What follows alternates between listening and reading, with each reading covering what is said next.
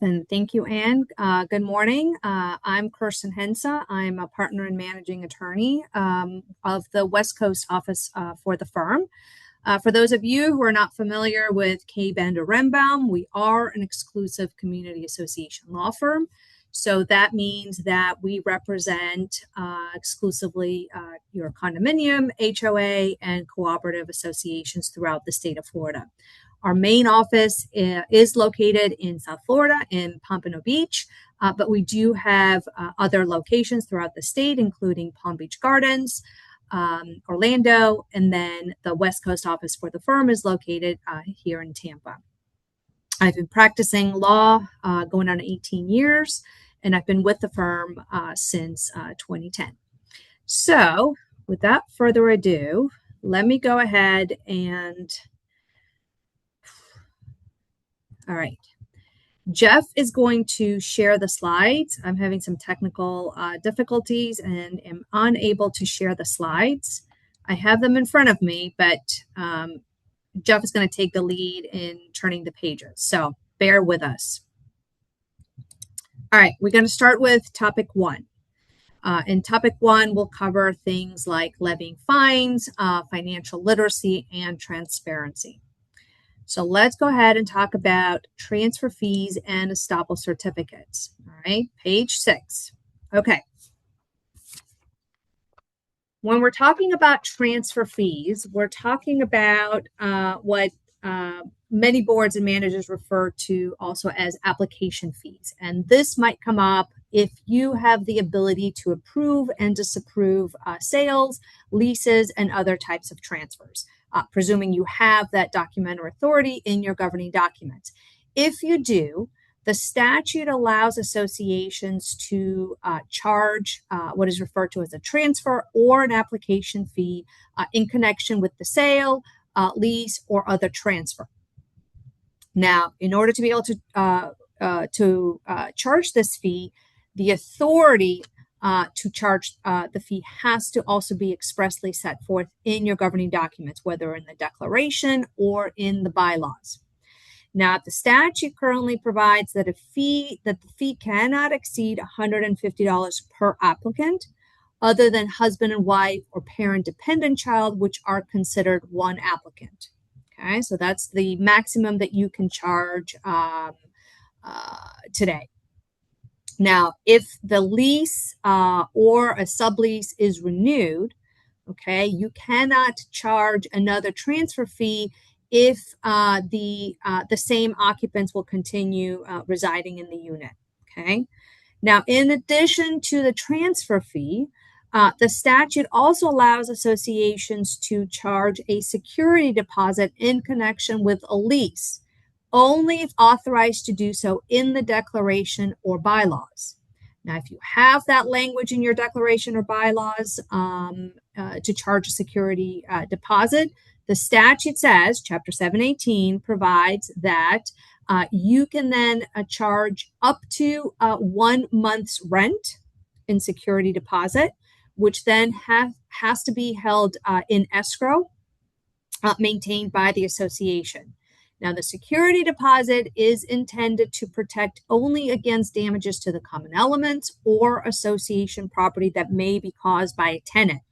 It is not intended to be kept as advance assessments. For example, if the owner is delinquent, you cannot apply that security deposit towards the owner's delinquency or to pay an outstanding fine or any other monetary obligation owed to the association. So the transfer fee is exclusively to address any damage to the common elements that may have been caused by the tenant. All right, moving on, page 7, estoppel certificates. So the next few slides will discuss estoppel certificates, and estoppel certificates will come up typically when there is a sale of a unit. So if an owner is looking to sell their unit, typically there's a title company involved in the transaction, and the title company will send a request to the association, typically through management, requesting an estoppel certificate. Okay, basically some information regarding the unit and the association. So what the statute currently provides is that within 10 business days of receiving a request for a estoppel certificate from either an owner, a mortgagee, or either of their designees, the association must issue the estoppel certificate. The association has to designate on its website a person or entity with a street or email address for receiving the estoppel certificates. The estoppel certificates must also be completed by either a board member, authorized agent, or authorized representative of the association, which can include, management, even your association legal counsel. And then estoppel certificates have to be provided by either hand delivery, regular mail, or email address. And the estoppel certificate must be signed by an officer or an authorized agent of the association. Okay, next slide. Now, the content of the estoppel certificate.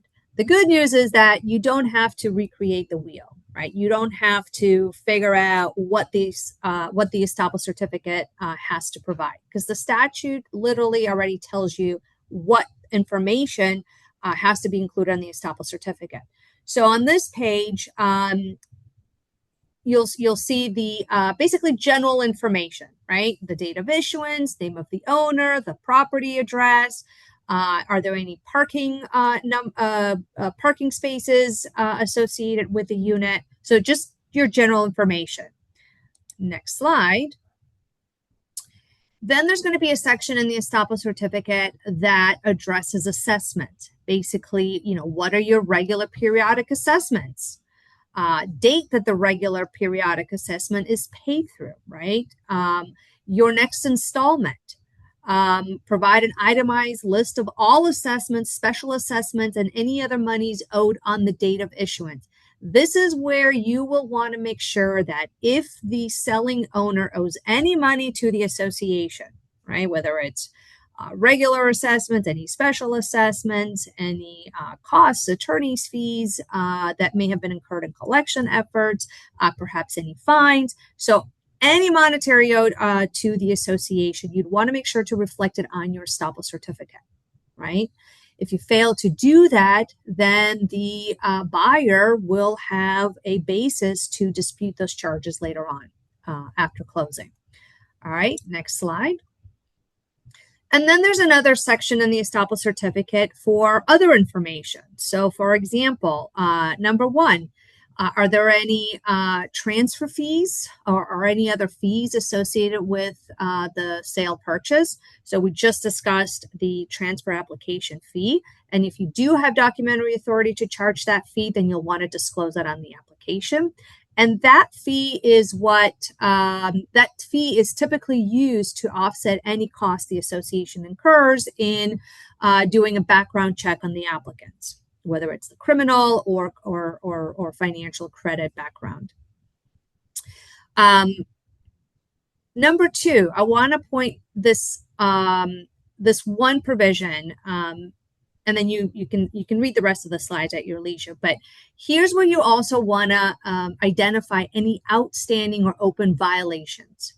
So, for example, if the owner has undertaken an alteration of the unit that may not have been approved by the association, this is where you'll want to disclose that the violation is outstanding. If you have made efforts prior to the sale to compel the owner to address the violation and the owner has ignored your efforts, then you'll want to disclose the violation for the estoppel so that the buyer is aware that this violation is outstanding and it needs to be addressed. Whether it's addressed prior to the sale by the selling owner or the buyer will address it, either way, it just needs to be addressed. Again, if you don't disclose this on the estoppel, then when the sale closes and you try to pursue the violation against the buyer, okay, the buyer may have a basis to successfully challenge that enforcement effort, right? On the basis that, hey, you had the opportunity to disclose a violation and you didn't. All right, next page. So the good news is you can also charge a fee for preparing a response to these estoppel requests, right? So the current fees right now are you can charge up to $299, for responding to the stop request if the owner is not delinquent, if the selling owner is not delinquent with the association. If the selling owner is delinquent with the association, then you can charge an additional $179. Okay. Now, if the request for estoppel is time sensitive and the selling owner made a rush or expedited request, and you provide a response within 3 business days after receiving the request, you can charge an additional $119. In order to charge an estoppel fee, the authority to do so must be established by written resolution adopted by the board or provided by a written agreement, bookkeeping, or maintenance contract. And then if the association fails to deliver the estoppel certificate within the 10 business days of receiving the request, then know that a fee cannot be charged for preparation of that estoppel certificate. All right, next page. Now, this slide identifies basically the fee schedule for additional fees that you can charge if there are, multiple units involved. So you can read that at your own leisure. Next slide. Note that these fees that I just referenced, while those are the current fees, know that they are adjusted every 5 years. Okay, in an amount equal to the annual increase for the 5-year period in the Consumer Price Index. So the Department of Business and Professional Regulation, the DBPR, they're the ones that will be adjusting the fees and then posting the new adjusted fees on their website. So you periodically have to look at their website. Okay. Next slide. We're in slide 14. Now, estoppel certificates, if they are delivered by hand delivery or by email, they are effective for 30 days. If the estoppel certificates are delivered by mail, then they're good for 35 days. Now, each amendment or correction to the certificate after it is issued creates a new 30 to 35 day effective day period. Now, the association cannot charge for any amended estoppel certificate, but the association can charge for a new estoppel certificate, even if it's regarding the same sale or transaction, if it's issued after the previous estoppel certificate expires. Okay, so no charges for amendments, but once that certificate expires and you get a new request, then you can charge a new fee. Now, other requested information, page 15. Associations or their authorized agents may charge a reasonable fee to a prospective purchaser, lien holder, the current parcel owner, or member for providing good faith responses to requests for information by or on behalf of the purchaser or lien holder, other than required by law, so long as the fee does not exceed $150 plus the reasonable cost of photocopying and any attorney's fees incurred by the association in connection with the response. Okay, so if you need legal guidance in responding to a request, you can have your attorney assist and charge reasonable attorney's fees in preparing the response. Now, also in accordance with the statute, the association and its authorized agents are not liable for providing such information in good faith pursuant to a written request if the person providing the information provides the disclosure statement that's at the bottom of the slides. Basically, that the responses herein are made in good faith and to the best of my ability as to their accuracy. So just make sure you enclose you provide that disclosure in any responses to requests for information. Okay, next slide, page 16. So other purchase and sale documents. Well, there is this other document called a condominium question and answer sheet. Okay, it's basically a one-page form. It can be obtained on the website of the Division of Condominium, which is the agency that regulates condominiums in the state of Florida. And the association needs to make sure that you respond to those questions, and the answers to those questions are updated annually. Okay. And then you have to keep a copy of the completed question and answer sheet as part of your official records. Okay. And it has to be provided to a prospective purchaser by the association. Now, some of the questions would include things like, what are your, are there any lease restrictions? Are there any, what are, how many votes do you get per unit? So some of the, basic information. Additionally, seller has a duty to provide buyer notice of all hidden defects. All right, next slide, 17. Now, unit owner disclosure prior to sale. Well, each purchaser who has entered into a contract for the purchase of a unit from a non-developer unit owner is entitled at the seller's expense to a copy of the following documents: your declaration of condominium, your articles of incorporation, bylaws, rules and regulations, and that frequently asked question and answer sheet that I just mentioned. In addition, the purchaser is also entitled to receive from the seller a copy of a governance form, which is provided by the division, summarizing the governance of condominium associations. So in the next slide, we've provided some of the information that the governance form would include.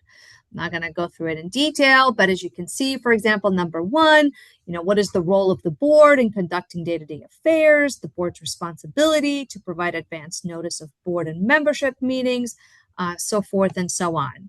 So on the next slide, 19, there's additional information that the governance form will provide. All right. Let's move on to use right suspensions, voting suspensions, and finings. So we'll start with fining and suspending use rights for covenant violations. Okay, so fining and suspending use rights for violations other than failure to pay monetary obligations to the association. So under the current statute, the association has the authority to fine and suspend use rights of an owner, a tenant, an occupant, guest, licensee, or invitee for failure to comply with your governing documents or association rules. Okay, so your governing documents, typically your declaration of condominium, is the document that will contain certain use restrictions and covenants, right? What you can and cannot do. So if you're not allowed to have pets, right, and you have, and there's an owner with a pet, that's a covenant violation. Or if there are violations of rules, then, fining or suspension of use rights may be a remedy that you might want to consider or explore in, addressing the violation. Keep in mind, though, and we'll talk a little bit more of the process to fine and suspend use rights. It is very possible that fining or suspending use rights might not be a viable remedy for you. And that's okay. It is just, remember, an alternative remedy in addition to other options such as pursuing, pre-suit mediation and then, filing a formal lawsuit against the owner to compel compliance with your governing documents.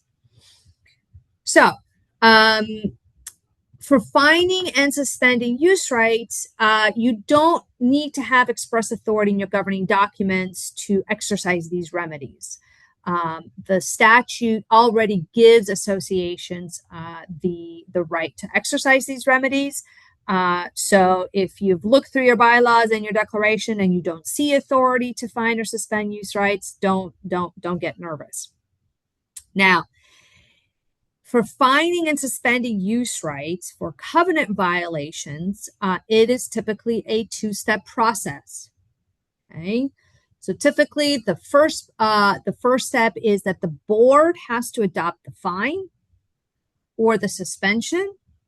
And then once the board adopts or levies the fine or suspension, the suspension or fine cannot be imposed until the owner or the violator has had an opportunity to go before a fining committee and you've given the violator notice of that committee hearing at least 14 days prior of the hearing. Okay, so that's where that 14-day notice comes in. Now, the hearing has to be held before an impartial committee of at least 3 individuals. And the role of the committee is strictly limited to determining whether or not to confirm or reject the fine or suspension of use rights. So the committee's role is not to negotiate the fine or the suspension. It is simply a yes or no vote of whether to confirm the suspension or fine or reject it. And if the committee does not confirm the fine or suspension, then it cannot be imposed. All right, next slide, page 22. Now, that impartial committee has to consist of at least 3 members who are not officers, they're not directors, they're not employees of the association, or the spouse, parent, child, sibling of the officer, director, or employee. So yes, I recognize that for some associations, especially the smaller one, it's nearly impossible to find an impartial committee member that's not one of these individuals. And we represent some condominiums that have less than 10 units, so virtually impossible. So again, this is just one of many other remedies the board can explore in enforcing covenant violations. Now, in terms of fines, the fine under the statute may not exceed $100 per violation and may be levied on the basis of each day of continuing violation with a single notice and opportunity for a hearing, but that fine cannot exceed $1,000 in the aggregate. So let's say you have, there's an owner who's violated the no pet restriction. They have a pet, and I'm not even going to go into whether this is an ESA, emotional support animal, or service animal. Let's just assume it's a pet. You've sent them a letter. Hey, you have a pet. You're in violation. You must remove the pet. For each day that pet remains in the unit, right, that owner will accrue a fine of up to $100 per day with a maximum of $1,000 for that particular violation. Now, be aware that a fine, as currently provided in the statute, the fine cannot become a lien against the unit. So that means that if the owner or the violator ultimately does not pay the fine, you cannot try to recover that fine through the collection and then foreclosure process. So that fine will essentially sit on the account ledger, and hopefully you can recover that fine when the unit sells, right? You'll disclose that fine on the established certificate. Now, the fine will be due 5 days after the date of the committee meeting at which the fine was approved, right? So if the committee approves the fine, then you'll provide notice to the violator, letting them know that the fine's been approved and needs to be paid within 5 days. All right, next slide, use right suspensions.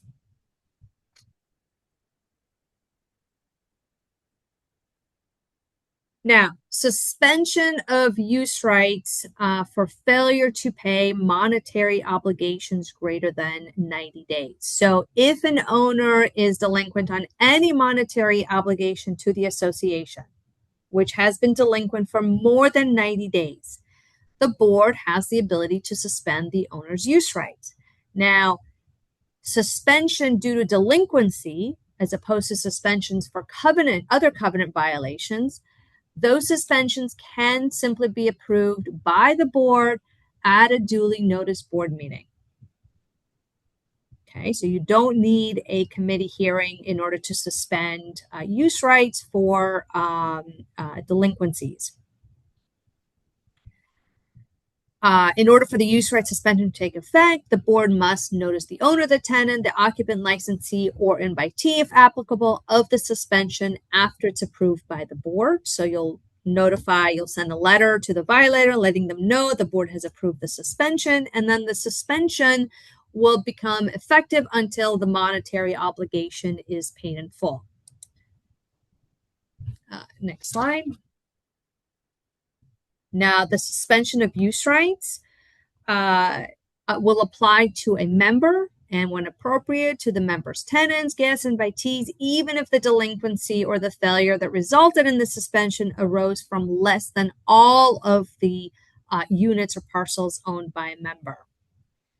Now, the suspension of use rights typically will apply to use of your common facility. So, for example, if you have a pool area, if you have a gym, if you have a clubhouse, if you have these types of amenities and you have the ability to control access to these amenities, typically through some kind of key fob system, and you have the ability to deactivate the fob for these to access these facilities, then this might be a viable option for you for a covenant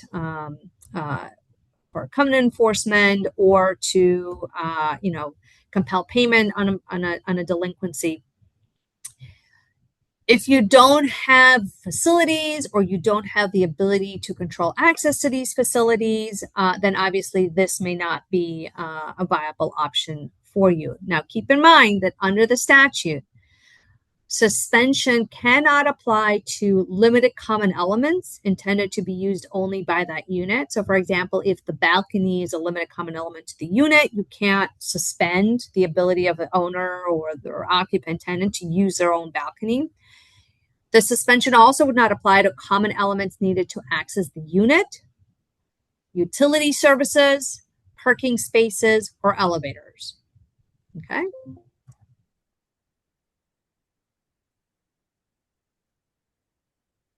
Next slide.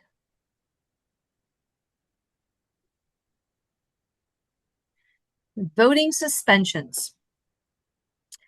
Now, you also have the ability to suspend voting rights for failure of the owner to pay their monetary obligation to the associations, provided that delinquency is also more than 90 days delinquent. Now, suspension of voting rights due to delinquency is also something that the board can do by board action without a separate committee hearing. In order for voting suspension to take effect, written notice of the suspension must be mailed or hand-delivered to the owner, and if applicable, to the occupant, licensee, or invitee.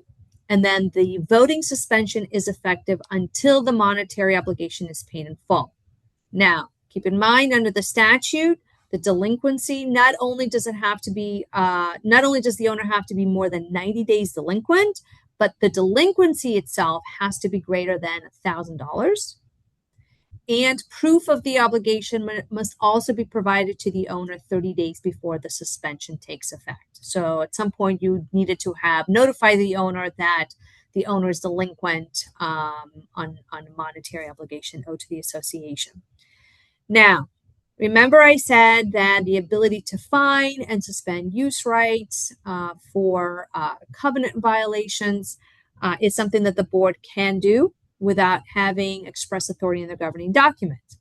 Well, with regard to suspending voting rights, there's a case law that came out several years ago, which essentially provides that for declarations recorded prior to the effective date of the amendment, the authority to suspend voting rights must be in the declaration, or the declaration must contain Kaufman language in order to suspend voting rights.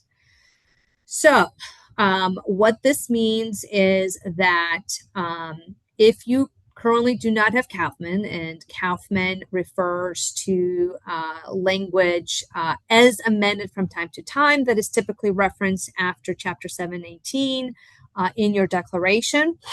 So if you have Kaufman language, it basically means that any changes to the statute, affecting, either substantive rights or procedural rights, will retroactively apply to the association. Now, if you don't have Kaufman language, changes to the statute that affect procedural rights will typically apply retroactively to the association, regardless of whether you have Kaufman or not. But the changes to the statute that affect vested rights of owners typically would not apply retroactively. We talk about Kaufman in more detail in other webinars. So if you're interested, then I would encourage you to attend. But for purposes of this board certification class, just know that if you want to have the ability to suspend voting rights, the conservative option would be to either expressly give you the authority to suspend voting rights in the declaration. So you may have to amend the declaration, or you may need to have Kaufman language. All right, moving on, slide 26. Now, if voting rights have been suspended, just know that the voting interest that's allocated to the unit or parcel may not be counted towards the total number of voting interests for the purpose, including the number necessary to establish quorum and the number required to approve an action. So what that means is, let's say you have 100 units in the condominium and you have suspended the voting rights of 10 owners. So the next time you need owners to vote on something, let's say you're proposing some amendments to the owners for approval, and you've suspended these voting rights of 10 owners. So the first thing you need to do at any membership meeting, which we'll talk about in a few slides, is establish quorum. And let's say quorum in your condominium is a majority of all the owners, so majority of the 100. Well, if you've suspended voting rights of 10 owners, then really the quorum you need to establish now is a majority of the 90, not a majority of the 100. And if, let's say, you need the approval of a majority of the owners to get these amendments passed, again, you'd only need the approval of a majority of the 90, not a majority of the 100. Okay? So if that's what you're looking to accomplish, then suspending voting rights in accordance with the statute might be a viable option for you. All right. Let's switch gears and move on to budgets and reserves. And we will start with budgets. All right. So as you may know, board has to prepare an annual budget every year, which must include estimated revenues, operating costs, and reserves for the upcoming fiscal year, as well as beginning and ending periods of the fiscal year and total assessments for each unit type. Typically, budgets are adopted towards the end of the year, just before January, but every association is different. So on slide 29, we've identified basically some of the line items that you might see in a typical condominium budget. So you might have line items for administration, management fees. If you have a management company assist with management operations, you'll definitely have a line item for maintenance and repair, for taxes, your insurance. You might have professional fees. So if you have legal counsel, you should have a line budget for legal. If you are consulting with an engineer, you might have a line item for that, or your tax experts.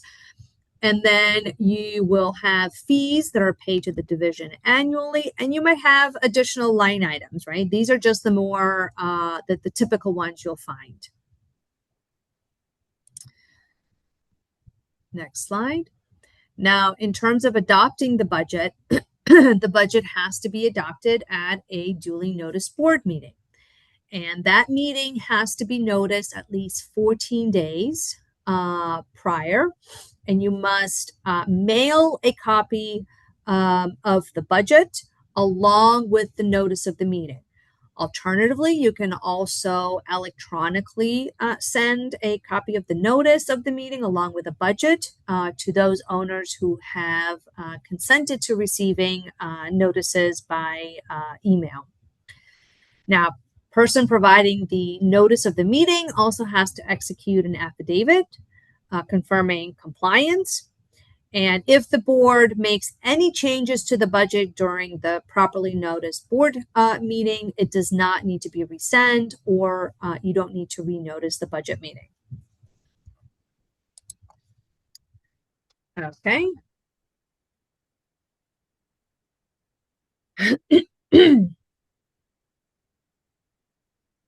Now, a meeting of the board or the unit owners at which a proposed budget will be considered may also be conducted by video conference, and we'll talk about what video conference means, but essentially virtual meetings.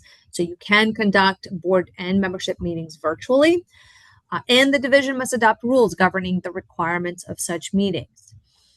Now, a change that took effect in the statute last year relative to budgets now provides that if the board proposes in any fiscal year an annual budget which requires assessments against unit owners which exceed 150% of assessments for the preceding year. So that means that if you're adopting a budget for next year, which will increase assessments by 15% from the previous year's budget, then the board must simultaneously propose at that budget meeting before adopting the annual budget a substitute budget that does not include any discretionary expenditures that are not required to be in the budget.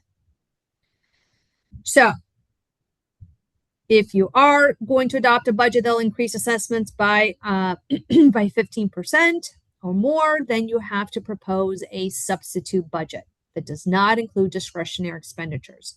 Well, unfortunately, the statute does not define what discretionary expenditures are.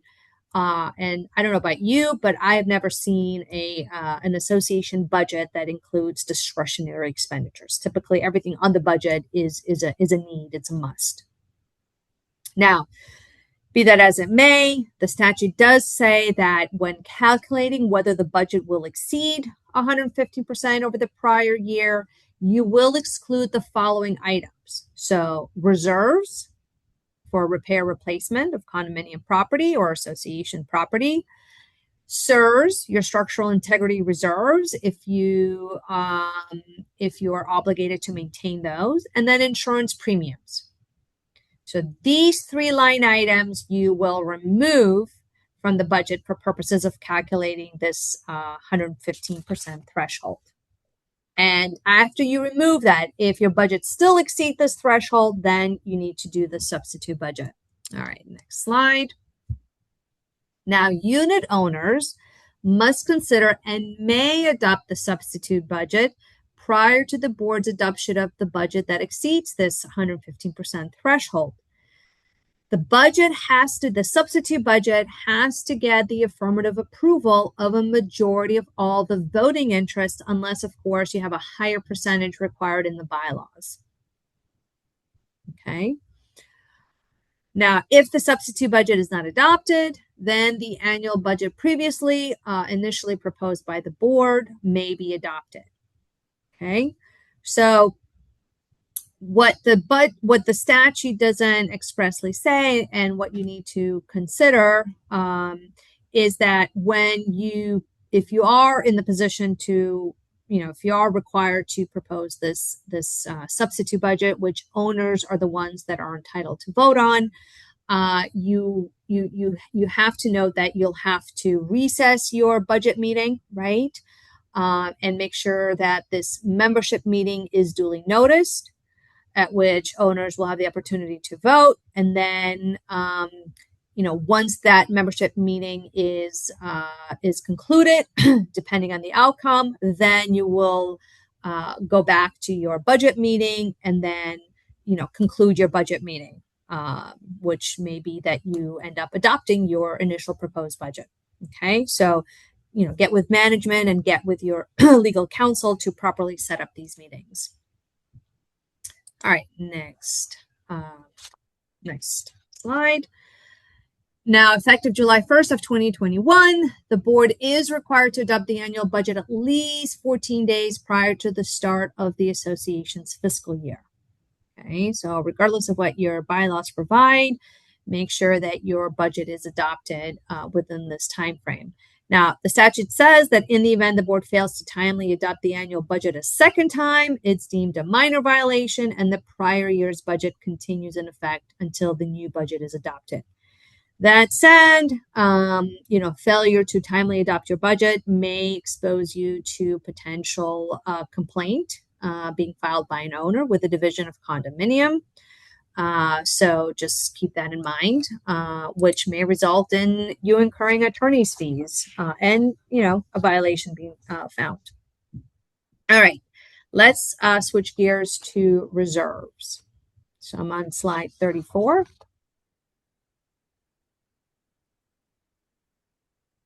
Okay, so on this slide, we've provided definitions of capital expenditures and deferred maintenance for reserves, right? Which is what the statute requires you to maintain.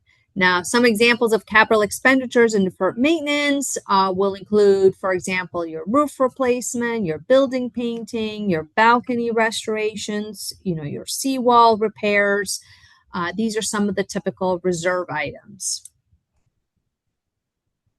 Now, what the statute does say, slide 35, is that a budget must include reserve accounts for capital expenditures and deferred maintenance, including but not limited to the following. So your roof replacement, building painting, pavement resurfacing, and then any other item that has a deferred maintenance expense or replacement cost that exceeds $25,000. Okay, so this $25,000 amount was changed last year in House Bill 913. If you recall, this used to be $10,000, and now, excuse me, and now the statute increased the threshold to $25,000. So these are the minimum reserve line items that you're going to have in your budget. Now, Alan Schwartzide, who is going to be doing the last two sections of the certification course, he will discuss in more detail the CEUs requirements, right? Your structural integrity reserve requirements. But I'm going to focus primarily just on your non-CEUs reserves, which didn't go away in the statute. When the statute was changed to require CEUs. So even if you are required to maintain CEUs, you are still required to also maintain non-CEUs reserves. All right, next slide, computing reserves. Well, the statute and Florida Administrative Code basically gives you a formula of how you have to calculate your reserves. The good news is that there are these individuals called reserve specialists, right? And all they do is inspect your common elements or association property, and then come up with a reserve schedule for you. Okay, that will take into account the total estimated useful life of the reserve asset, the estimated remaining useful life. Then they will estimate the replacement cost or deferred maintenance expense of the asset, and then your reserve schedule will also need to include an estimated fund balance as of the beginning period for which the budget will be in effect. Okay, so your reserve specialist will basically create this reserve schedule. For pooled reserve accounts, and we'll talk about pooling in a few slides, the reserve schedule still must disclose the total estimated useful life, estimated remaining useful life, and estimated replacement cost or deferred maintenance expense for each asset that's in the pool. Okay. All right, next slide. Waiving or reducing reserves. So this is only permitted for your non-structural integrity reserves. Okay, so Alan will talk about those, the CEUs reserves, but waiving and reducing reserves is still an option for your non-CEUs reserves. Okay, now with House Bill 913 signed into law last year, subject to owner approval and then other procedural requirements, The funding for the CEUs could be temporarily paused for up to 2 years, and Alan will talk in more detail about what those requirements are. Okay. But the board has to adopt a budget with reserves fully funded, unless, of course, you as a board, you want to give owners the option to, waive or reduce or partially fund your non-CEUs reserves. And if you do give owners that option to waive or partially fund, then you will need to get the approval of a majority of the voting interest. Okay.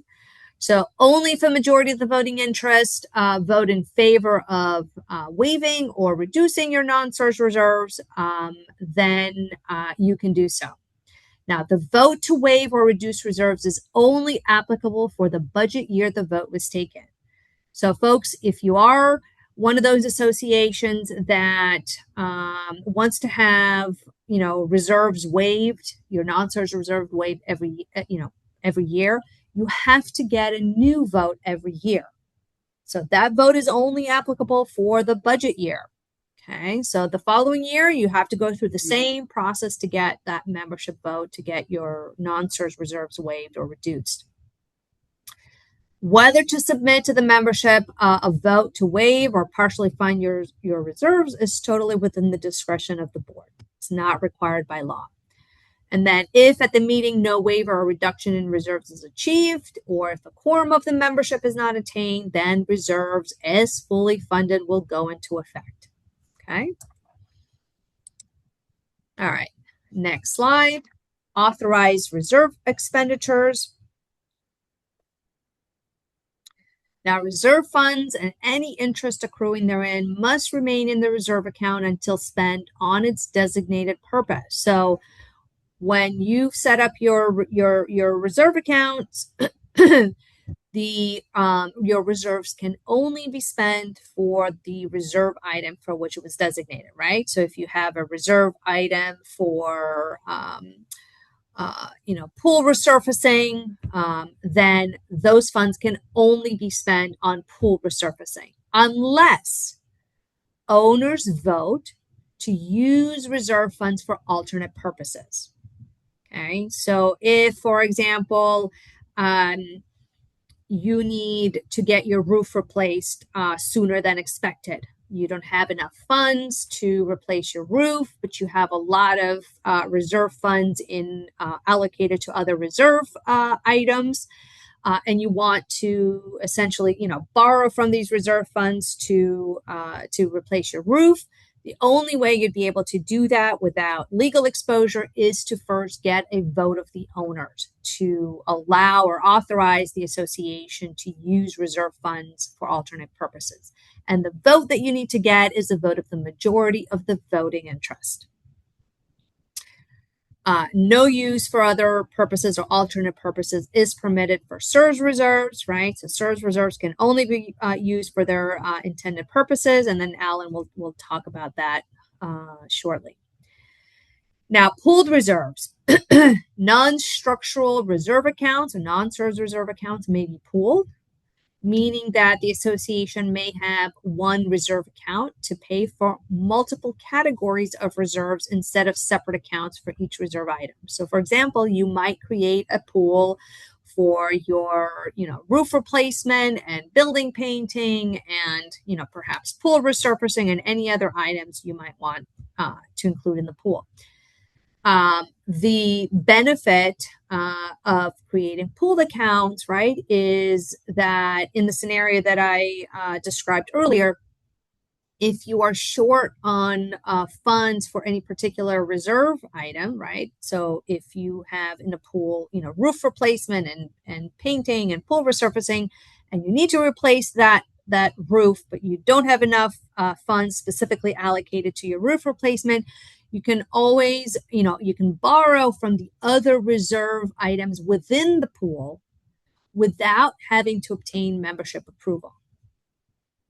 Okay, so that is the benefit. Eventually, at some point, you're going to have to get with your accountant, your reserve specialist, right, to recalculate the reserves for the other reserve items. But that is a flexibility. Okay, next slide, 39. If you are going to give owners the option to waive or partially fund your non-surge reserves, then the ballot, as well as your limited proxy that you will be giving owners to vote on, needs to include this statutory disclosure, which is in boldface here at the bottom of the slide, which is basically letting the owners know that waiving of reserves, whether in whole or in part, or allowing alternative use of existing reserves, may result in unit owner liability for payment of unanticipated special assessments regarding those items. So you're essentially letting the owners know, hey, while we're giving you the option to waive these non-surge reserves or partially fund them or use them for alternate purposes, just know that if we end up having to need those reserves in the future, you might be subject to a special assessment. All right, next slide. All right, financial reporting quickly. So in addition to adopting your budget every year, you also have an obligation to have a year-end financial report prepared for concerning financial activities of the preceding year. So the statute currently provides that within 90 days after the end of the fiscal year, and you would know what your fiscal year based on your bylaw. So for most associations, it's a calendar year. For others, it's a different fiscal year. So just confirm with your governing document. So within 90 days after the end of the fiscal year, or annually, on a date provided in the bylaws, the association shall prepare and complete a financial report of the preceding fiscal year. Then, once that report is completed, within 21 days after the financial report is completed by the association or received from a third party, but no later than 180 days after the end of the fiscal year, the association has to either mail or hand deliver to each owner a copy of the most recent financial report, or notice that a copy of the report is available and will be provided to the owners without charge. So this 180-day time frame has since changed. This was one of the changes to the statute from last year. It was 120 days, and now was extended to 180 days. So that's a positive change. Okay, next slide. Note that the association also has to provide an annual report to the department. That's the DBPR, containing the names of all of the financial institutions with which it maintains accounts. And a copy of the report may be obtained from the department upon written request of any association member. Now, the level of financial report, the type of financial report that you're going to have to prepare, or that your accountant will have to prepare, will depend on the annual revenue of the association, unless, of course, your bylaws specifically require you to prepare a financial audit. So, for example, we've provided the dollar thresholds here on the slide that are in the statute. So, for example, if your total annual revenue is at least $300,000 but less than $500,000, then you have to prepare reviewed financial statements. If your total annual revenue is $500,000 or more, then you are required by statute to prepare a financial audit. Okay.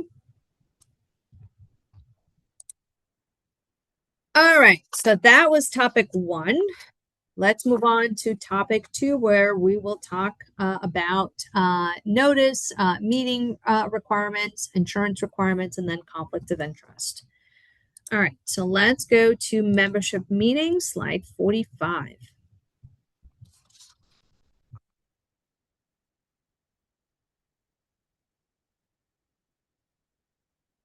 So when we're talking about membership meetings, which is different from board of directors meetings, membership meetings are meetings at which the owners vote. Okay. Board of directors meetings are meetings at which the board votes or takes action. Okay. So there's typically no membership meeting unless the board is asking the owners to vote on a particular issue on which the owners are entitled to vote. Okay. So within that big umbrella of membership meetings, there are essentially two types of category of membership meetings that you'll have. The one and only meeting that you absolutely have to have a year is what is referred to as the annual membership meeting. If nothing else, that is the one meeting that you're going to notice every year. And then, other than the annual meeting, any other meeting throughout the year that you might want to hold. Let's say you want owners to vote on amendments, or you need owners to vote on, a material alteration issue or any other issue that owners have the right to vote. Then that meeting would be noticed as a special membership meeting. Okay, so annual membership meeting, and then any other meeting other than the annual would be a special membership meeting.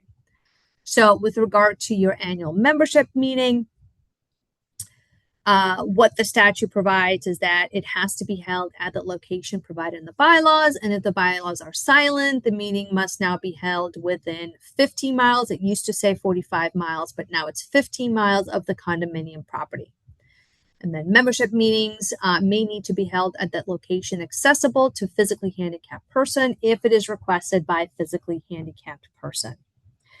Now, bylaws must provide the method for calling meetings of the unit owners, including the annual meeting, and then the election must occur on the date of the annual meeting. Now, Alan will talk a little bit more about your annual meeting and noticing those, as well as the election process.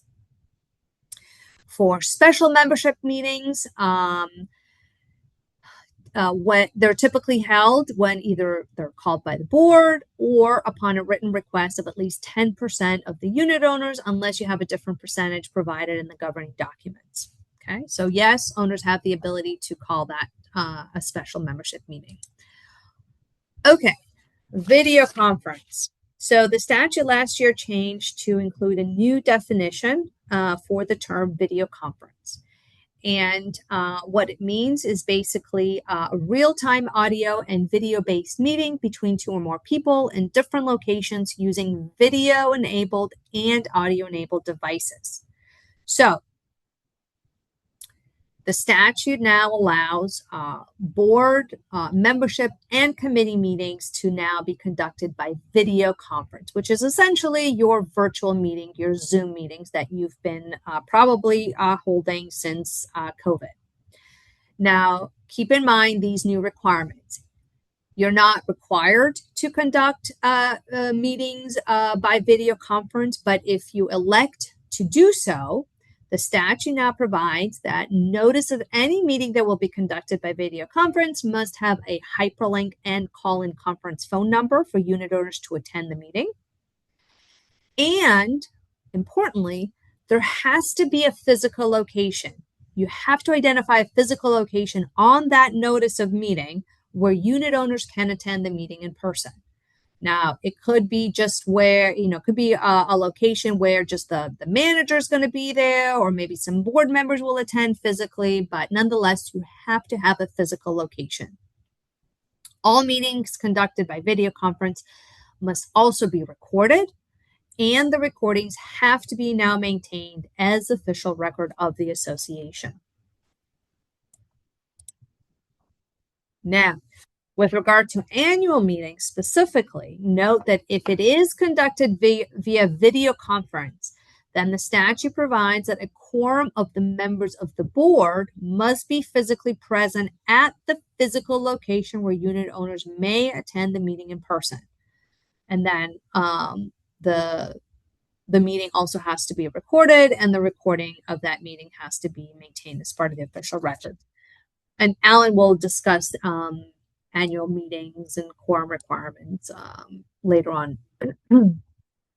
Okay, in terms of noticing membership meetings, written notice must include the agenda and has to be mailed, hand-delivered, or electronically transmitted to each owner at least 14 days before the meeting, as well as posted on condominium property.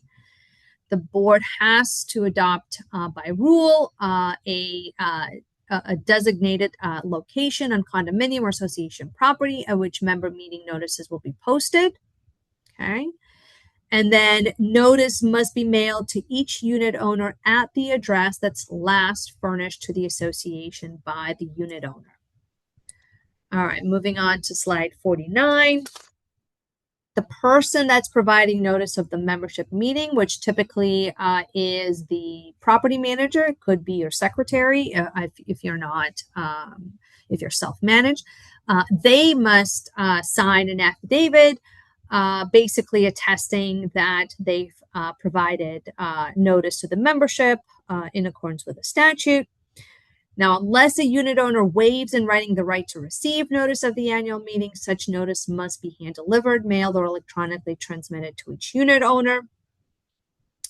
And that in lieu of or in addition to physically posting meeting notices, the association may adopt a reasonable rule for procedures for posting and repeatedly broadcasting the notice and the agenda on a closed circuit cable television system serving the association. So this would apply to those associations that have a bulk cable contract. And you have this closed circuit cable television system. Otherwise, obviously this wouldn't apply to you. So it's just an alternative option. All right, slide 50. Associations may opt to deliver meeting notices by electronic transmission following these rules or by adopting bylaws that are consistent with these requirements. So electronic notice can only be sent to unit owners who consent in writing to receiving official notices by electronic transmission. So if you have owners who have consented to receiving notices by email, then any future notice that the board sends or needs to post can be emailed to these owners. Now, the written consent from the owner has to be, the written consent must be signed by the owner or by the person holding the power of attorney. The consent or revocation of the consent may be delivered by the to the association by email or hand delivery or certified mail. And then the unit owner bears the risk of ensuring delivery. All right, so slide 51. Note that electronic notices cannot be used for recall of board or for notice of membership meeting at which the vote to forego retrofitting of the condominium with fire sprinkler system is to take place. And then notice of meeting is effective when sent by the association, regardless of when the notice is actually received by the owner. And then any owner who consents to receiving notices by electronic transmission is solely responsible for removing or bypassing filters that block receipt of emails sent to the members by the association. All right, moving on to the next slide, 52. The association is required to maintain email addresses and fax numbers for those owners who do consent to receiving notices electronically. And if consent to receive notices by electronic transmission is provided, those email addresses and fax numbers are accessible to unit owners. So yes, that means that if you get a request from an owner to see the email addresses of other owners in the building, those email addresses are accessible and would need to be provided to an owner only from those owners who have consented to receiving notices electronically. Now, the association has to ensure that email addresses and fax numbers are only used for business operation of the association. And the association cannot sell or share email addresses or fax numbers with outside third parties. And if this information is included in documents that are released to outside third parties, the association must redact that information before the document is provided. However, the association is not liable for any inadvertent disclosure of an email address or fax number unless the disclosure was made with a knowing or intentional disregard of the protected nature. Okay, and the next slide, 53.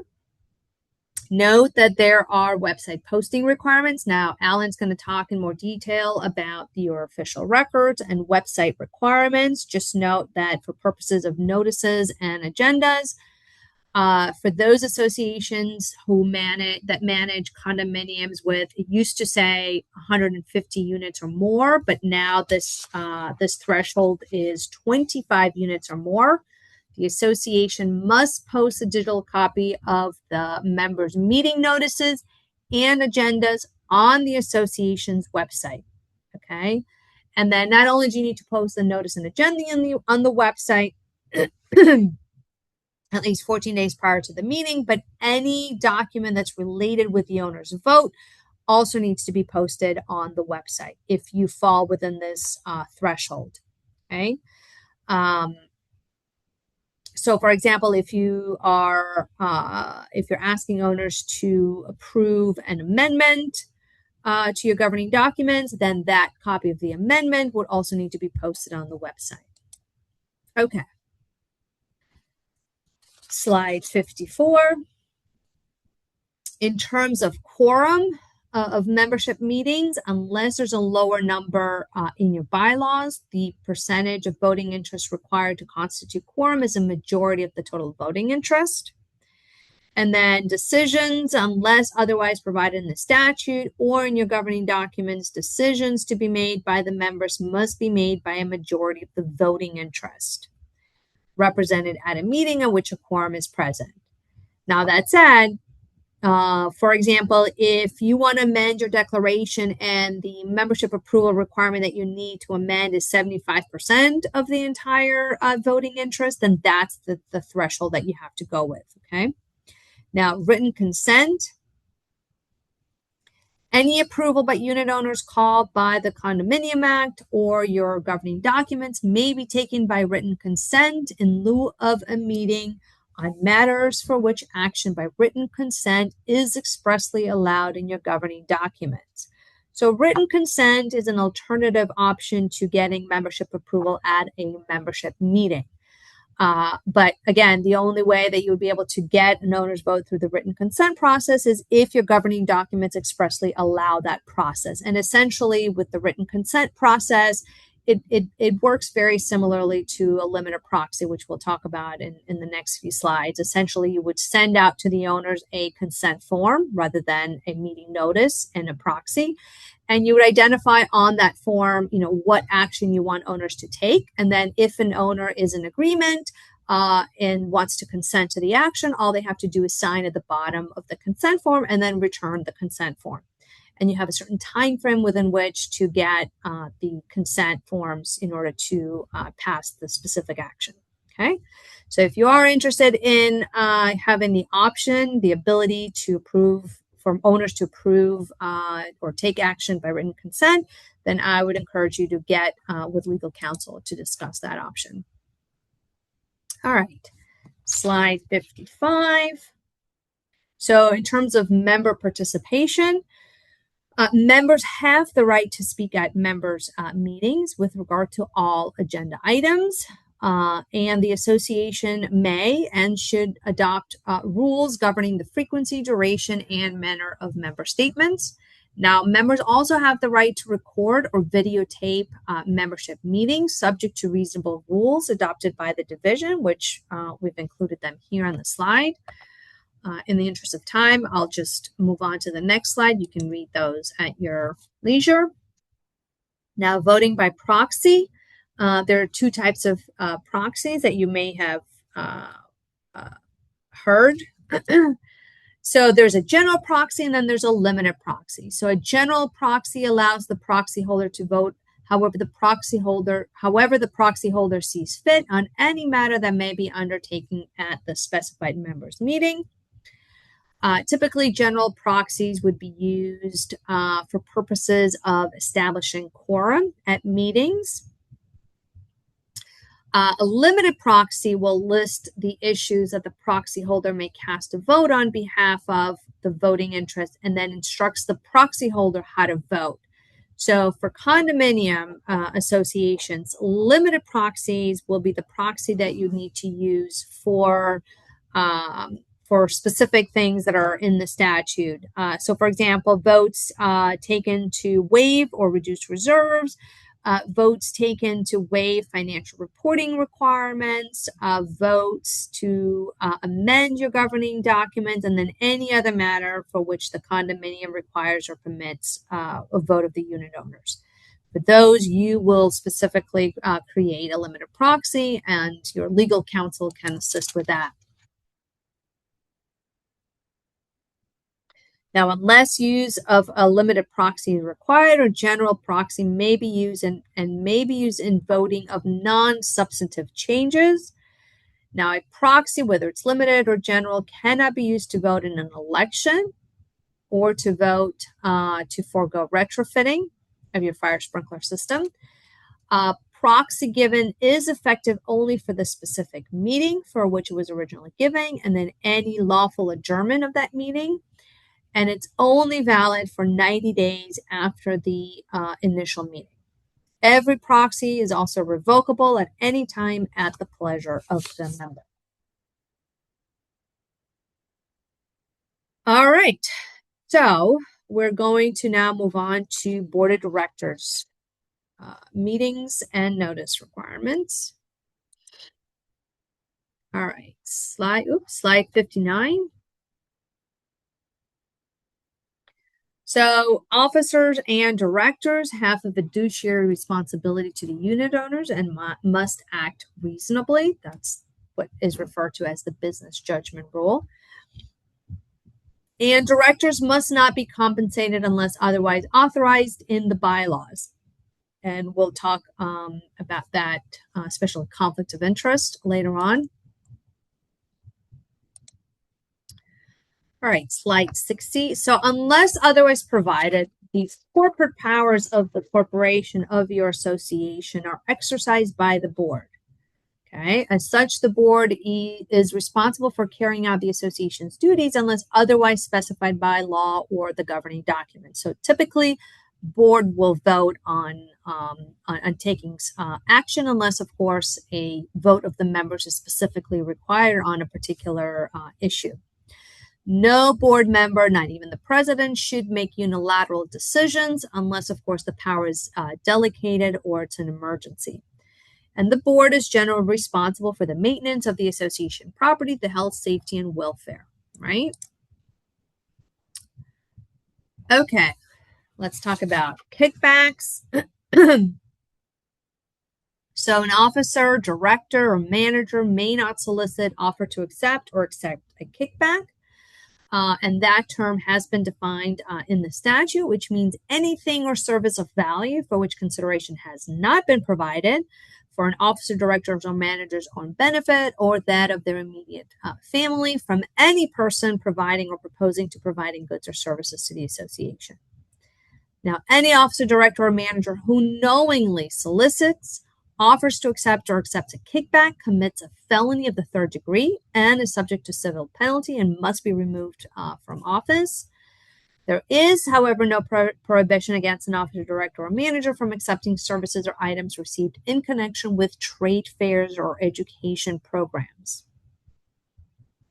Also note that an association and its officer, directors, employees, and agents may not use a debit card issued in the name of the association for payment of any association expense. And then any person who uses a debit card issued in the name of the association for any expense that is not a lawful obligation of the association commits theft and must be removed from office and a vacancy declared. Now, slide 62. A director or officer charged by information or indictment with any of the following crimes must be removed from office. So, forgery of a ballot envelope or voting certificate used in a condominium election, theft or embezzlement involving association funds or property, destruction of or refusal to allow inspection of the official records, in furtherance of any crime, obstruction of justice, and then any criminal violation under the Condominium Act. A board must fill the vacancy then until the end of the suspension period or end of the director officer's term, whichever occurs first.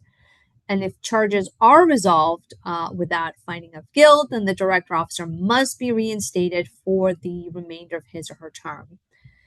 A director or officer who has charges pending may not be appointed or elected to a position as a director or officer of an association and may not have access to the official records of any association except pursuant to a court order. So, how to get off the board? Well, there are basically 6 ways. You can resign in writing. You can be recalled. We don't discuss the recall process in this course in detail, but essentially only the owners have the ability to recall any director by vote of the majority of the voting interest. If you're delinquent in the payment of any monetary obligation due to the association that's greater than 90 days, okay, you're automatically off the board. Criminal charges involving theft or embezzlement of association funds. For a knowing and willing violation of the Condominium Act, the division may also order removal, and then failure to satisfy your certification requirements, okay, will also result in suspension from the board. Okay, board meetings.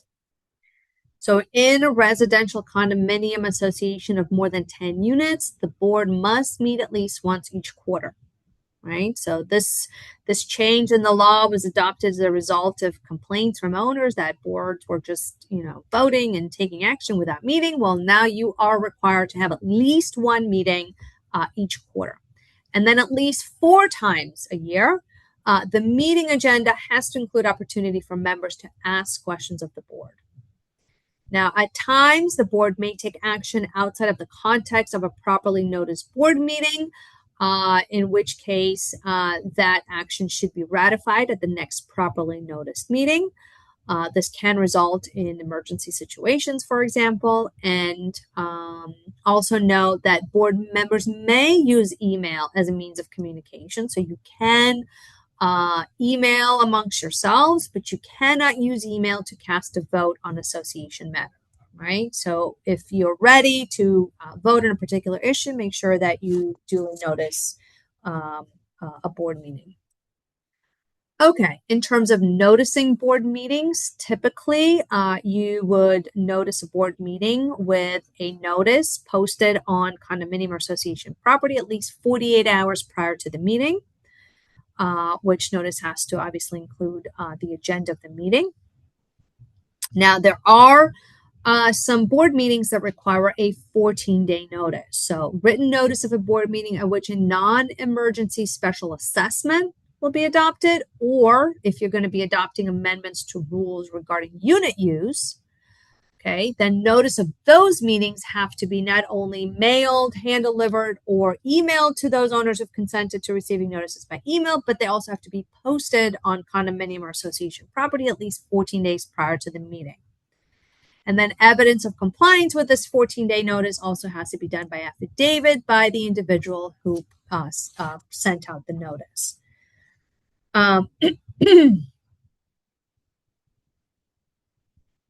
Again, board meetings may be conducted in person or by video conference.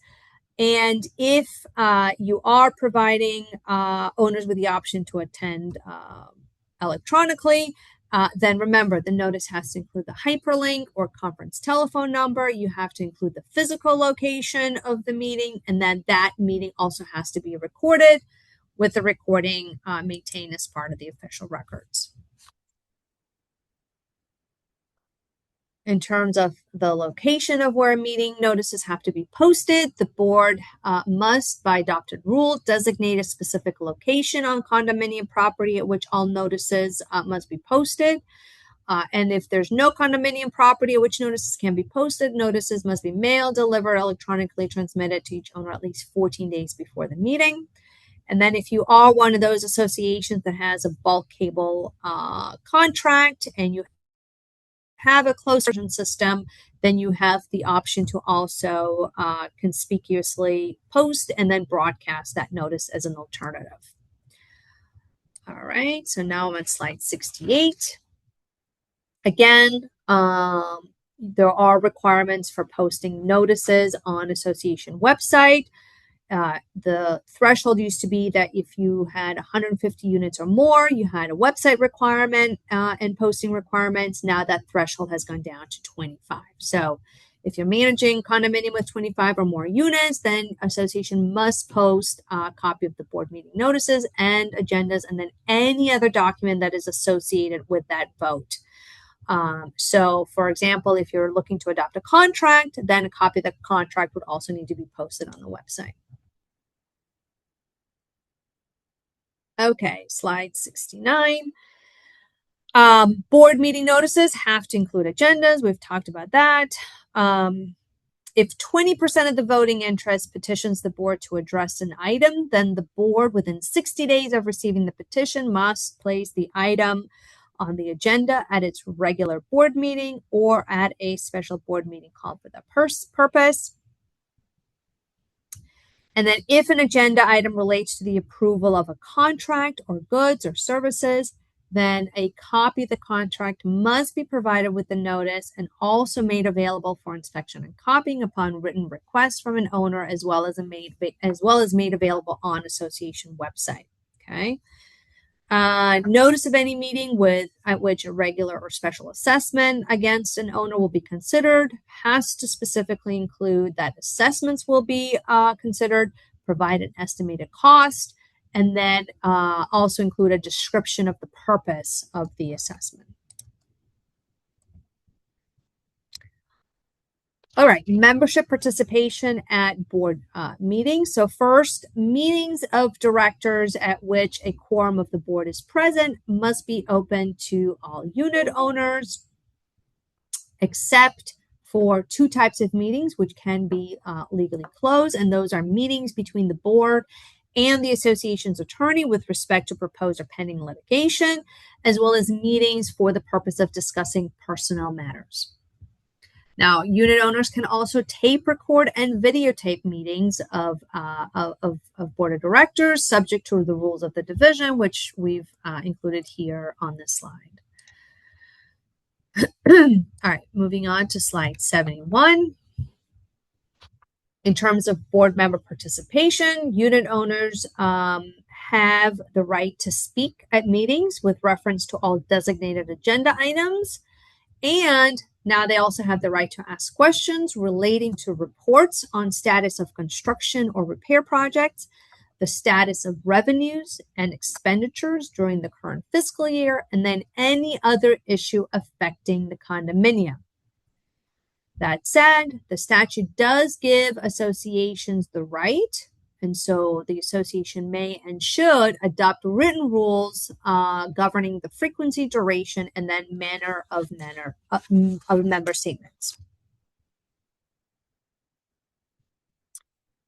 In terms of quorum requirements for director meetings, a majority of the board present at a board meeting will constitute a quorum. And when any of the board or committee members meet by phone, those board committee members attending by phone conference may be counted towards obtaining quorum and may vote by phone. That's if you're using the phone option as opposed to virtual meetings. In that case, the telephone speaker must be used so that conversation of those board committee members attending by phone may be heard by board and committee members attending in person, as well as by any unit owners present at the meeting. And then board members can appear and vote at board meetings, not only via phone, but also via conference, as we've discussed in prior slides. Slide 73. So in terms of board member voting, unless otherwise provided in the statute or in your governing documents, action of a majority of directors present at a meeting at which a quorum is attained constitutes the action of the board. Okay. Now, directors cannot vote by proxy or secret ballot except when they elect officers. That's the only time that directors can vote by secret ballot. And then director who is present at a board meeting in which action in any corporate matter is taken is presumed to have assented to the action taken unless he or she votes against the action or abstains from voting. And then a director of the association who abstains from voting on any action taken on a corporate matter shall be presumed to have taken no position with regard to the action. And then a vote or abstention of a director present must be recorded in the minutes. With regard to committee meetings, slide 74, meeting of a committee to either take final action on behalf of the board or make recommendations to the board regarding association budget are always subject to meeting notice requirements. Those cannot be exempted. Okay. Now, if we're talking about meetings of a committee that do not take final action on behalf of the board or make recommendations to the board regarding association budget, those can be exempted from the meeting requirements, but only if that exemption is in the included in your bylaws. Okay, so for most associations, that's not an automatic exemption. You might need to amend your bylaws to that end. Okay, we're nearing the end.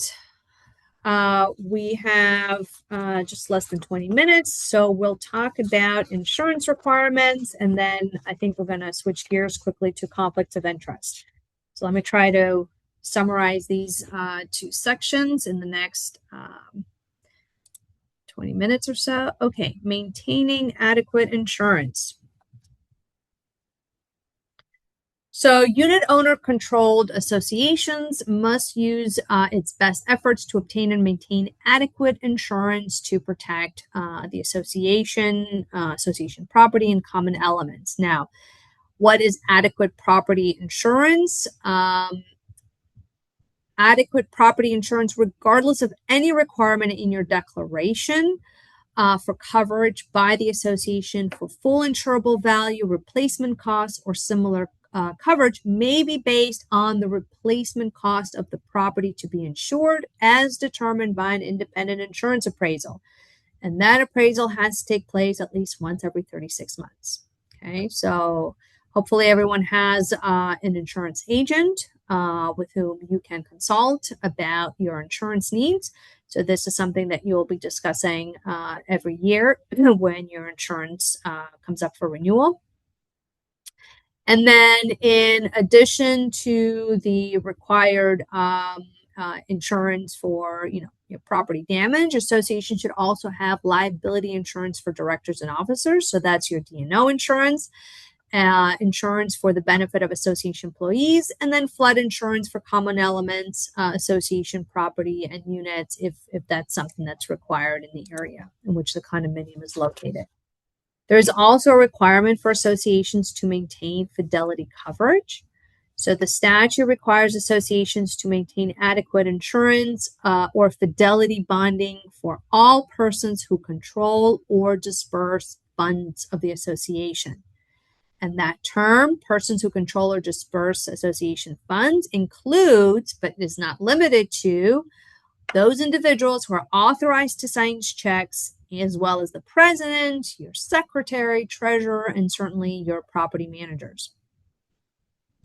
The insurance policy or your fidelity bond must cover the maximum funds that will be in the custody of the association or its management agent at any one time, and the association bears the cost of the bonding. And then effective July 1st of 2024, if the division receives a complaint, the division will monitor the association for compliance with all statutory insurance requirements and may even issue fines and penalties established by the division for failure of an association to maintain the required insurance policy or fidelity bond. Okay. In terms of responsibility to insure, well, the statute provides that every property insurance policy issued or renewed after January 1st of 2009 must provide primary coverage for these two things: all portions of condominium property as originally installed or replacement of like kind and quality in accordance with the original plans, and then all alterations or additions made to the condominium property or association property. Okay. The exclusions from association coverage are the unit owner's responsibility to insure. So In terms of owner's responsibility to insure, as of July 1st of 2010, the ability to force place a unit owner's coverage requirement was eliminated. So that means that there are certain items that the association is required to exclude from their insurance coverage, which are in the second bullet point. So association must exclude all personal property within the unit, limited common elements, such as floor, wall, ceiling coverings, water heaters, water filters, built-in cabinets, window treatments. All of this property is the responsibility of the unit owner to insure. But if the owner does not insure, there's no mechanism right now for the association to force place insurance on the unit, on the owner's unit. Okay, so just keep that in mind. Unit owners are responsible for the cost of reconstruction of any portion of condominium property for which the property insurance and costs of any reconstruction done by the association is chargeable to the owner and may be enforced and collected as any other assessment. Now, repair after casualty.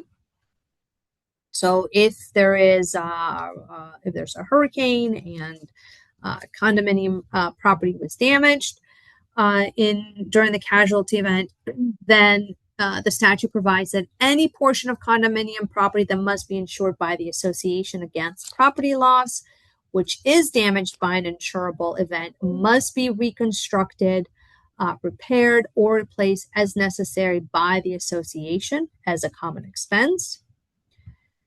Unit owners are responsible for the costs of reconstruction only of any portion of the condominium property for which the unit owner is required to maintain property insurance, and then any portion of the condominium property not paid by insurance proceeds if such damage is caused by either the intentional conduct, the negligence, or failure to comply with your governing documents or rules by the unit owner or any occupant or tenant of the unit. And then the cost of any such reconstruction undertaken by the association would then be chargeable to the unit owner and enforceable as an assessment. Slide 81, and this is the last slide regarding insurance. The association is not obligated to pay for any reconstruction or repair expenses due to property loss to any improvements installed by a current or former owner of the unit or any developer if the improvement benefits only the unit for which it was installed and is not part of the standard improvement installed by the developer on all units.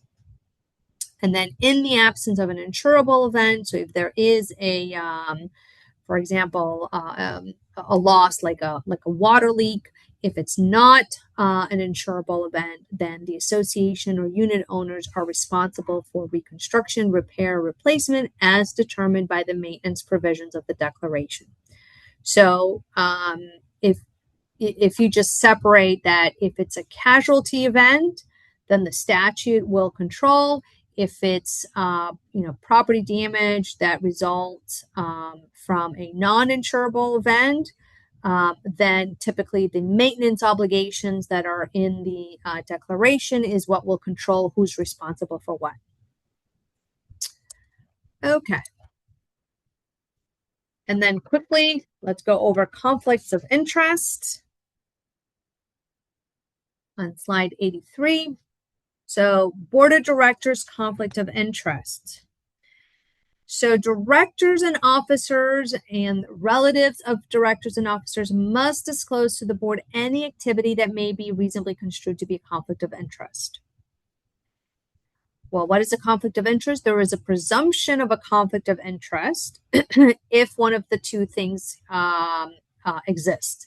Either director, officer, or relative of the director or officer enters into a contract for goods or services with the association, or excuse me, a director, officer, or any of their relatives has an interest or owns an entity that is looking to enter into a contract with the association. So the best example would be if the board president owns a a plumbing company and wants that plumbing company to provide services to the association. Okay, there's a presumption of a conflict of interest there. Now, if there is a conflict of interest, the statute doesn't necessarily prohibit those types of contracts or transactions, but it does outline a process by which that contract or transaction has to be approved. So if a director, officer, or relative director or officer proposes to engage in an activity that is a conflict of interest, the proposed activity must be listed on, and all the contracts and transaction documents related to that activity must be attached to the meeting agenda. So you'll have to have a board of directors meeting. You'll identify the proposed transaction that the board's going to be considering, and then attach any contracts or documents associated with that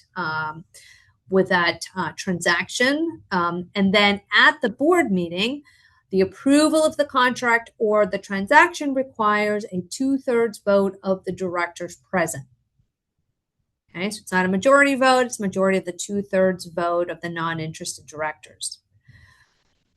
A director, an officer, or relative who is a party or has an interest in an activity that is a possible conflict of interest may attend the meeting. So that interested director or officer can attend the meeting at which the board is going to consider approving the transaction and is authorized to make a presentation to the board regarding the activity. But then after the director or officer has presented that, then they must leave the meeting and let the board take a vote. The attendance of the director or an officer with a possible conflict of interest at the meeting of the board is sufficient to constitute a quorum, and the vote in his or her, and sufficient for a quorum and the vote in his or her absence. So if that interested director leaves the meeting so that the board can vote, the absence of the director does not necessarily mean that you've now, you've reduced the quorum requirement. So quorum is met, the board can proceed and take a vote.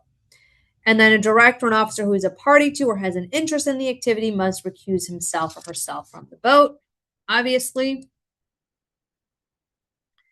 And then if the board votes against the proposed activity, the director, officer, or relative of these director officers must notify the board in writing of their intent to not pursue the proposed activity or to withdraw from office. And then once the board takes a vote, then the board has an obligation at the next regular or special meeting of the unit owners to disclose the existence of the contract or transaction. And then upon a motion of any member of the association, the contract or transaction may be canceled by a majority vote of the members present. Okay, so it's not, the members don't need to vote. It's not that you need to have the owners vote on it, but you do need to disclose the contract or transaction to the members, and then the members have the option to cancel it. Okay. If canceled by the members, the association would then not be liable for any value of goods or services provided.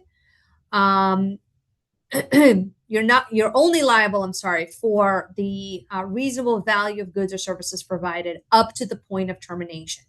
But you would not be liable for any termination fees or liquidated damages that result from canceling that contract or transaction. If the board finds that an officer director has violated the conflict of interest provisions, the officer director is then deemed removed from office and the vacancy filled according to law. Now, a contract entered between a director, an officer, or relative and the association that has not been properly disclosed as a conflict of interest or potential conflict of interest is voidable. And the contract terminates upon the filing of written notice terminating the contract with the board, which contains the consent of at least 20% of the voting interest of the association.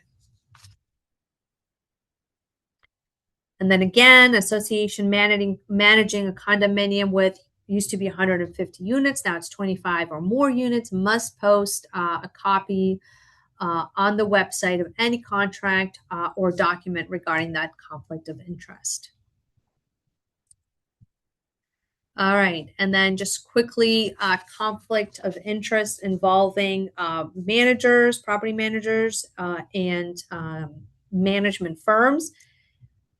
Essentially the same concept.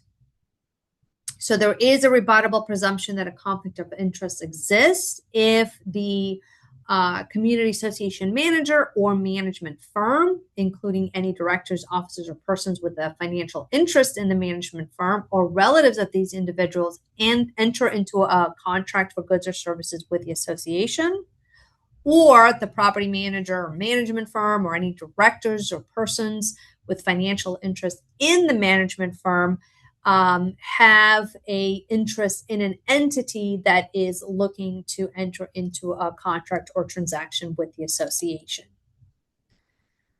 So again, it's not that those types of contracts or transactions are prohibited, but there are disclosure requirements and voting requirements of the board that need to take place. Similarly, the board will need to have a board meeting to consider that contract or transaction. And it requires the affirmative vote of 2/3 of all directors present. Okay. And then similarly, at the next regular or special meeting of the members, the existence of the conflict of interest and the contract must be disclosed to the members. Okay, last slide, 89.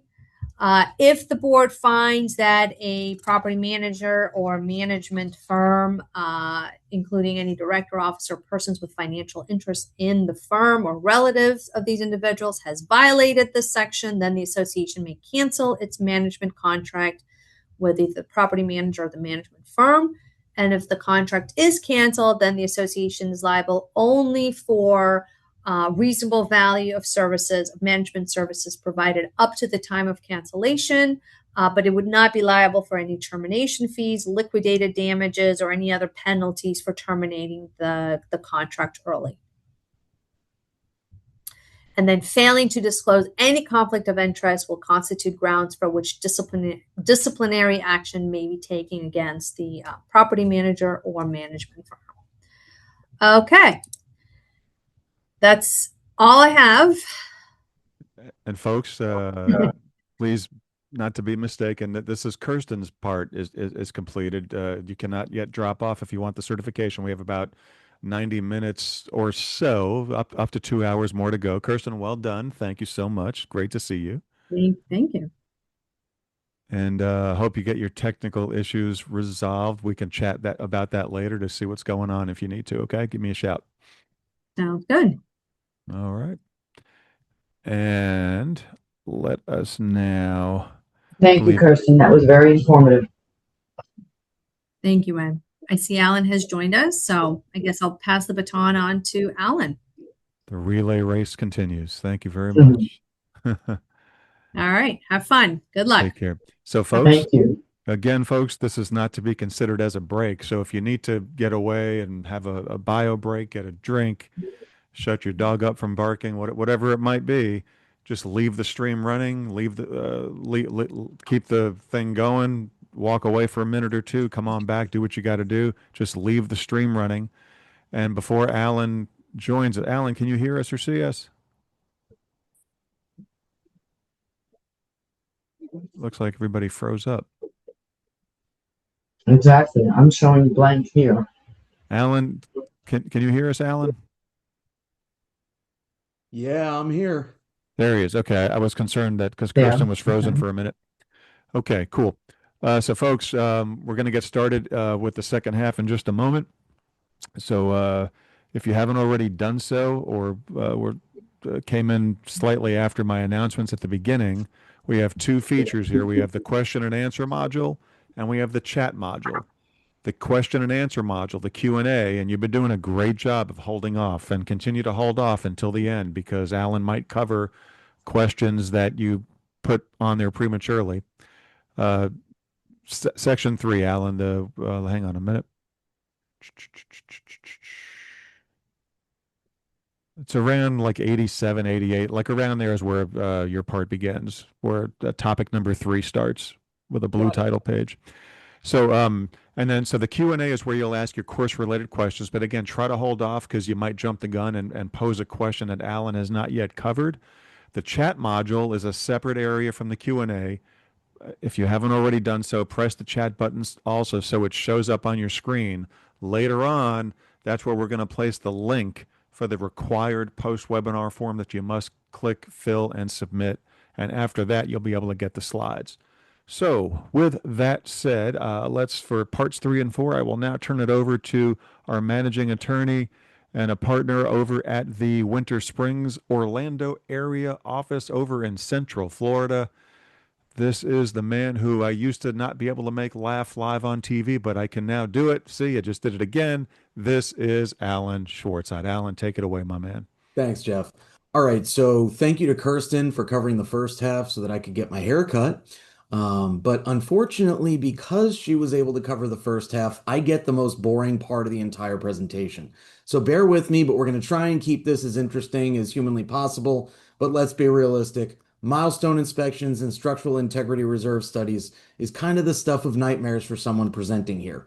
But I'm going to do my best. So here we go. It's like remember in the movie Airplane where he's talking and talking and talking and the guy just hangs himself because he just can't stand what the guy's saying. You don't mean it's going to be that boring, do you? I'm going to pray that it's not because I really don't want to be responsible for that. All right, back to you guys. All right, thanks, Jeff. So milestone inspections. Essentially, what we're talking about here is that the association has an obligation every so often, we'll get into details in a minute, to go out and have someone who's qualified actually inspect the buildings. Now, this is specifically for condos that are 3 stories or higher. And we'll get into just what it is rather than me trying to go walk through it for you. What it is a structural inspection of the building, including load-bearing elements and primary structural members and systems. So you're basically looking at the building, and the person that's supposed to do this or is authorized to do this is an architect, engineer, or a team working under them. Now, you'll notice that'll be distinct from what I mentioned when we get into structural integrity reserve studies. The purpose of this is not to say, oh, well, the building is up to code. It's literally to make sure that there's nothing visible on the building that shows that, frankly, there is something structurally unsound. We're looking to make sure that it is safe to live in the building in general. So moving forward, it is not to determine whether we're up to building code or the fire safety code. Do we need it? The answer depends on the size of your community and the size of your buildings in particular. Any building that's 3 habitable stories or more. Now, this habitable part is a change from last year's statutes. But if the building is 3 habitable stories or more in height, as determined by the Florida Building Code, and it's a residential condominium, then the association needs to comply with milestone inspection requirements. This does not count for commercial buildings, and the reason for that is it's not residential. It does not count for single family, 2 family, 3 family, or the statute changed this year to include 4 family dwellings with 3 or fewer habitable stories above ground. So what we're looking at is it 3 habitable stories or more in height? If so, you need to do this. Understand, if not, the milestone inspection requirements, the structural integrity reserve study requirements that we're talking about today will not be required for that particular building. Moving on, mixed use. We're talking about condominium hotels, buildings like you see in downtown Orlando that have the bottom floor is retail and the entire rest of the building is condos. Understand, we're not talking about apartments here. We are talking about condos in particular.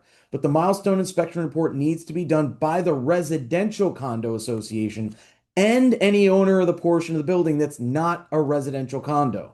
Now, this doesn't apply if the building's purely commercial, as I mentioned. We're talking specifically about buildings that have both types of ownership. They're each responsible for compliance with milestone inspection requirements for the portions that they are obligated to maintain according to the declaration. So this is not a blanket, Alan said that I have to do this. It's, well, Alan would need to look at your declaration to determine what you maintain versus what this commercial owner maintains. The association pays for all costs associated with the milestone inspection for the portions of the building that it maintains. So you're required to do it. You're required to pay for the portions of the inspection that pertain to your maintenance obligations. Anything that is not an association maintenance obligation, whether it's the owners, the commercial owner, not the association technically does not pay for. The initial inspection needs to be done by December 31st of the year when the building reaches 30 years of age. That age is determined by the certificate of occupancy, the first one that was issued in the building. If you can't determine when a certificate of occupancy was actually issued, it's the first one that you can find in the local building officials' records. So in Miami, for example, you've got a lot of records that were destroyed with flooding because the entire courthouse was basically flooded and the area where these records were maintained was flooded. So if you can't find the original certificate of occupancy for the building, you're going to look for the first one for any portion of that building. Now, time-wise, if the building reached 30 years of age before July 1st, 2022, that initial milestone inspection is already past due. If it's after July 1st, 2022, but before December 31st, 2024, you had until the end of last year, December 31st, 2025. If you haven't yet reached 30 years by December 31st, 2024, you do it whenever that 30 years hits. It's that exact date, not by December 31st of that year. Another milestone inspection is done every 10 years after the initial one. So once you do this the first time, you got to do it again every 10 years. This is not just a check it once and you're done. Local enforcement agency can make a decision that you need to do this earlier than that 30 or 10-year period. So your local enforcement agency is like code enforcement for your local county or city. They can tell you you need to do this sooner. Alternatively, if you're not able to get it done because you can't find an architect, engineer, or group working under them that is able to do it within the time you're provided by law, that local enforcement agency may, note that may is in caps and italicized, may, not must, may extend the date for that initial milestone inspection if you can show good cause as to why you haven't done it and that you've contracted with someone that's actually going to go out and do the work when they're able to. So again, may and good cause and a contract. And in reality, we're at the point where there are enough people qualified to do this work that you really will not have an excuse to not get it done within the time that you're provided. Now, if you had something similar done that would qualify and covers everything that would be in a milestone inspection before July 1st, 2022, or had the report for that done before that date, you can use that in place of your milestone inspection, at least your first one, if the local enforcement agency accepts it. Again, we've got a may, not a must, not a shall. So the local enforcement agency can accept that in place of your milestone inspection. Again, only the first one. Regardless of when the inspection was done, the association still needs to comply with the notice requirements that say, we got this done. So if you're using something that is now 4 years old as your initial milestone inspection report, you still need to send the notice out to the members saying, here's the report, or at least a copy is available on the website, and we got this done on June 20th, 2022. So this is going to replace this, and here's the date when we need to get the new inspection done. If the report's adopted by that local enforcement agency that you got done before July 1st, 2022, it's considered a milestone inspection. You satisfy the Condo Act, meaning this milestone inspection requirement. The deadline is 10 years after that report was dated. So if it's dated June 22nd, 2022, you've now got a requirement to get your next, or really your first milestone inspection done by June 22nd, 2032, because that's 10 years later. We do need the milestone inspection. It's been determined. Now what do we do? Well, once you figure out that you actually need it, the local enforcement agency is supposed to notify you that you're required to get it. I would not wait until the local enforcement agency says to do it. But once you get that notice, the association then gives 14 days notice that the milestone inspection must be completed by a specific date. Now, I mentioned that this is an inspection. There are two different potential phases of this milestone inspection. Everyone that needs a milestone inspection goes through phase one. Phase one is essentially just walking up and looking at the building And honestly, I'm finding that a lot of people are doing this by drone and not even physically going out to the property. Technically, that's okay as long as the architect, engineer, or group that's working under them is qualified to say, I've done enough of an investigation to figure out that there's no structural problems with the building. Now, this is again only a visual examination of all areas of that building that's required to have the milestone inspection done. They need to prepare and submit an inspection report, and the phase one inspection needs to be completed within 180 days after the owners of the building receive notice. So you've got 6 months to get this done. That's why I'm saying, yeah, maybe go ahead and just sign your contract when you know this deadline's coming up and knock it out, get it done, and move on rather than wait and hope that you don't get a notice from an inspector that says you need to get this done within 6 months or sooner, which I mentioned earlier. Completion of phase one just means that the report was sent by email, US mail, or commercial delivery service to the local enforcement agency. If they don't find any substantial structural deterioration to the building after that visual examination, you're done. That milestone inspection, once you get the report and do what you need to do with it, you do not need to move any further. You're done for that 10-year period. Now, if you do find substantial structural deterioration, we move on to phase two. What does this actually mean? It's not just, yeah, it's a minor imperfection. It's actual cracks in stucco, distortion, sagging, deflections, misalignment, leakage. It's not just going to be these minor issues. It's going to be, no, it's not just a crack in the paint. It's an actual major crack in the stucco that could lead to a major problem down the road. So what we want to make sure is that if there is substantial structural deterioration seen in this visual inspection, we move on to phase two. That can include pretty much any kind of investigation, including potentially destructive testing if that's needed. So they may be pulling sections off your walls. They may be, digging into the balconies. They may be doing any kind of destructive or non-destructive testing that the person that's performing this milestone inspection needs to do. It can be as extensive or limited as needed. You're just making sure that there is the ability of the person that's performing the inspection to make accurate and adequate recommendations for any work that needs to be done on the buildings. If phase two is required, same deal. After 180 days after submitting phase one, architect or engineer or person doing the phase two inspection needs to provide a progress report to local enforcement to basically say, hey, here's where we are, here's when we're planning on completing the inspection. Why it would take more than 6 months to go in and do that destructive testing, I don't know, but it's not required to be completely done within that timeline. An inspector who completes that phase two also submits an inspection report. So you might get two inspection reports if you're required to get that phase two inspection. And obviously, phase two costs more because it's another inspection and it usually entails a lot more work than just going out and writing a report. That report needs to be provided to the association, any other owner of portions of the building not subject to condo ownership. Understand, we're not talking about the individual unit owners here. We're talking about other building owners. And then the building official of the local government gets a copy of this inspection report and a separate summary.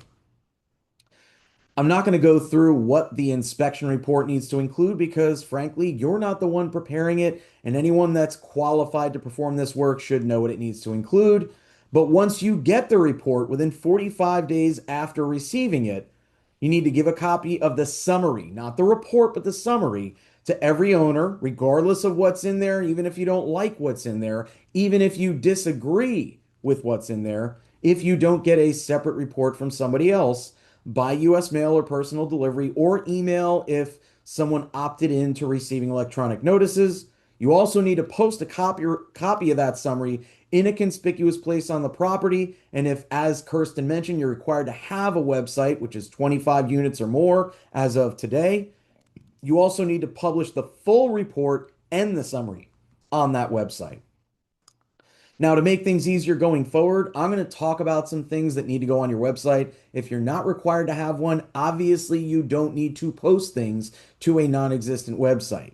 My opinion is also if you have a website, even though you don't have to have one, it's easier to post these things so that you might not be required to produce copies if someone sends a records inspection request.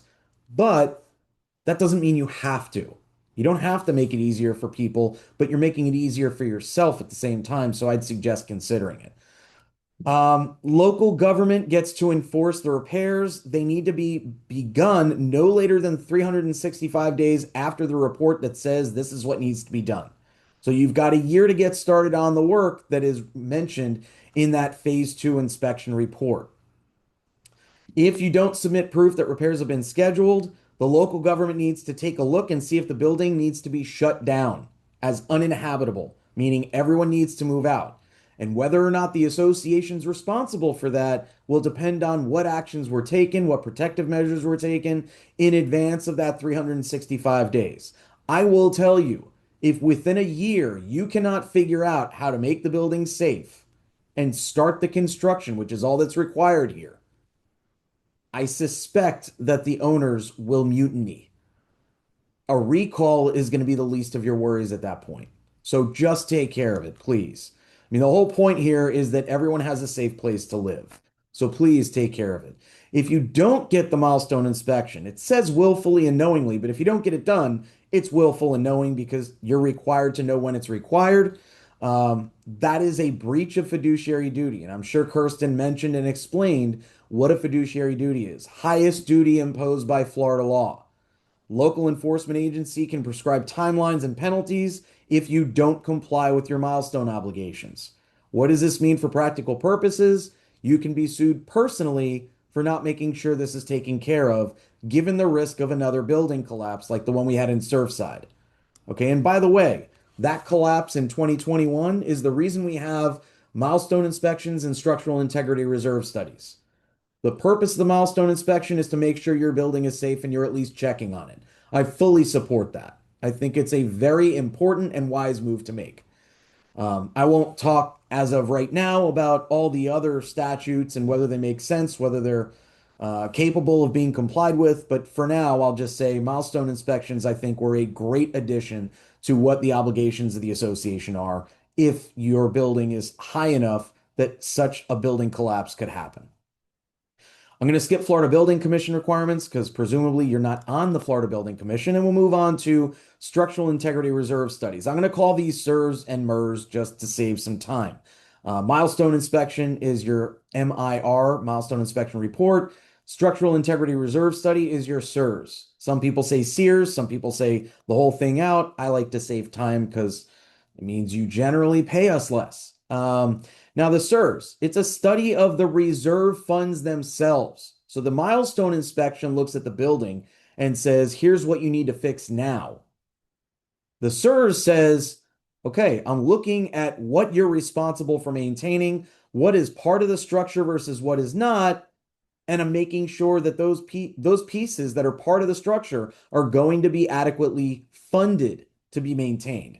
Now, we recently got the report from that Surfside building collapse that said it was largely a construction defect that caused all of this building collapse. It was exacerbated, from what I can tell, by the association not having the money to do the work that was needed to perform necessary repairs and maintenance. So I don't love the concept of structural integrity reserve studies. That's the best way I can put it right now. But the reality is they do serve a function. It's to make sure you've got the money you need when you need it for the structure of your building to be maintained, repaired, and replaced. I think that's pretty important. And the items that are discussed in the SIRS are your roof, your entire structure, fireproofing and fire protection systems, plumbing, electrical, waterproofing, windows and exterior doors, and anything else that the cost of repairing or replacing would be more than $25,000 and failure to replace it negatively affects the structure of your building. Now that $25,000 figure used to be $10,000 last year. It was increased to 25 grand this year. It's going to be adjusted annually for inflation by DBPR. So look out for the new amount because understand every single year there might be categories of items that you're no longer required to maintain structural integrity reserves or non-structural reserves for because of the increase in this $25,000 figure. Because as of now, as of last year, anything that was 10,000 or more that affects the structure needed to go in. Anything that was non-structural also went into your reserves unless you voted it out. As of this coming year, this year it's 25 grand. Next year it might be 26. So look and see whether you still need your reserves, and it might be worth it to figure out whether you still need that reserve. And if you have to pay for a new CEUs, so be it. That way you get to pull these things out. You'll have to make a board decision at that point as to whether there are enough of these items that would be pulled out that you no longer have to reserve for, that it's worth it to spend the money to get a new CEUs. Again, same exact buildings that required a milestone inspection are going to be requiring a structural integrity reserve study. This is at least every 10 years after the condo's creation as to each building that requires it. Okay, so understand we are looking at every 10 years after the initial, which is 30 years for the milestone inspection. For CEUs, it's every 10 years regardless. We'll get to the timelines as to when the initial one is required in just a minute, but spoiler alert, pretty much everyone has to have this done already. This is also based on visual inspection. The CEUs reserves need to identify each item that's being visually inspected, or the CEUs does, states the estimated remaining useful life and estimated replacement cost, which is how we calculate what the reserve needs to be and how much goes into it each year, and provides a reserve funding schedule that recommends what reserves you're supposed to put away every year. Once you get this CEUs, you have to follow it. The only way of manipulating what you're putting away every year is to get a new CEUs or an amendment to the existing one. You cannot just choose to ignore what's in that CEUs. So that is your budgeting for reserves. Just look at the CEUs, it'll tell you what to do. Who can do it? Almost the same, but slightly different as who can perform the milestone inspection.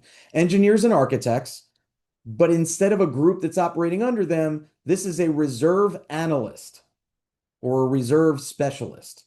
Okay, it's someone who's got licensure to prepare a reserve study. There are a bunch of companies out there that we work with regularly that do this work and are not necessarily architects or engineers, although a lot of people prefer to have them because then you're getting the report directly from someone who is actually going to be qualified to go out and tell you what needs to be done. Now, a lot of people have done enough of these that they can figure out what's wrong as well. I don't have a problem with an association using a qualified reserve analyst instead of an architect or engineer. Conflict of interest, just like for milestone inspections. This applies to both, by the way. Anyone that wants to do the CEUs or the milestone inspection needs to disclose their intent to perform the engineering or architectural services on the work itself. So it's basically, listen, if I'm going to give you a contract that says, I want to do your milestone inspection or your CEUs, and someone who's qualified to do both can do both at the same time. It could be one report that covers both. I don't recommend it that way, but they can do both inspections, at the same time. But if they want to do not only the milestone inspection or the CEUs or both, but also work on the actual construction portion that comes after both of these reports, they have to disclose that intent directly in the contract. Okay, it needs to be disclosed in writing. I'd prefer to see it in the contract so that you don't have to go back and find that writing later. The contract is voidable, meaning the association can vote to say, no, we're not using this contractor anymore for any reason, even without a reason, other than the failure to disclose this issue if the contractor doesn't give the written disclosure. They may also be subject to discipline for failing to disclose the conflict. Now, I have this come up because this just kicked in about a year ago. What we're looking at is, okay, but what about someone who already signed a contract when they intended to do the work, but they weren't required at the time to disclose this conflict? Well, that's exactly what this is intended to prevent. So my suggestion is let them disclose the potential conflict after the fact, treat it as sufficient, but work with your attorney to find out if you want to get out of that contract for the work, not the milestone inspection, not the CEUs, but the actual construction. Work with your attorney if you want to look into whether you need to or can terminate that agreement. Now, I mentioned we would get into the deadline for completing the CEUs. Everyone needs to have one done by December 31st, 2025. That's required to have one done. If you're required to complete the milestone inspection on or before the end of this year, December 31st, 2026, you can do them both together. So it's a little bit of a loophole. If you haven't already done your milestone inspection, it's basically if you haven't done what you were supposed to do, you still somehow get a break. If the milestone inspection is required or an inspection that is similar was performed in the last 5 years and meets CEUs requirements, just like you can use that to replace a milestone inspection, you can use the CEUs to replace the visual inspection portion of the CEUs. Now, that doesn't mean it replaces the need to have a reserve schedule created. It just means that the person performing it doesn't need to charge you to go out to your property. They can just rely on that report to create the structural integrity reserve schedule. If you complete this milestone inspection and you need to do work because it says, hey, your building's falling apart, you can skip the CEUs for no more than 2 consecutive budget years immediately following the inspection so that you can focus all of your money on getting that work done. So this was a break that the legislature gave to associations who were saying, okay, I got this milestone inspection done. I need to spend another 10 grand on a study when I'm already going to get work done, which means that by the time the work is done, I'm going to need a new CEUs or an update to the CEUs anyway. Now, a little tip that I'll give, practically speaking, if you're going to get your CEUs done, include in the contract, if the vendor's willing to do it, that updates cost less than a brand new one. Because if you want to do a new one, you get work done 3 years after this work was done, this CEUs was prepared. You don't want to have to get a brand new one in order to update your reserves. Because keep in mind, like I said, regardless of whether it's accurate or not, this CEUs is what dictates what your reserves are. So you'll want to make sure that it's accurate. You'll want to make sure you can get updates and that you're not paying tons of money, another 10 grand or whatever it might cost to get a brand new one instead of just an update. Okay, we got it. Now what? Well, just like your milestone inspection, within 45 days after getting it, you need to distribute a copy or a notice to each owner saying that it's available for inspection and copying upon request. The copy needs to be sent by US mail or personal delivery or email to people who opted in to receiving notices that way. There's also a website on DBPR's or a page on DBPR's website that you have to actually say, basically click through and type through saying that the study was completed and the association made this copy or notice available to the members. Note that that asks you to upload a copy of the actual CEUs. You do not have the obligation to do that. You don't have to give this to the government, the Florida government. You can, but it's not required. That is not made clear on the website. So I just want to let you know because a lot of people don't realize.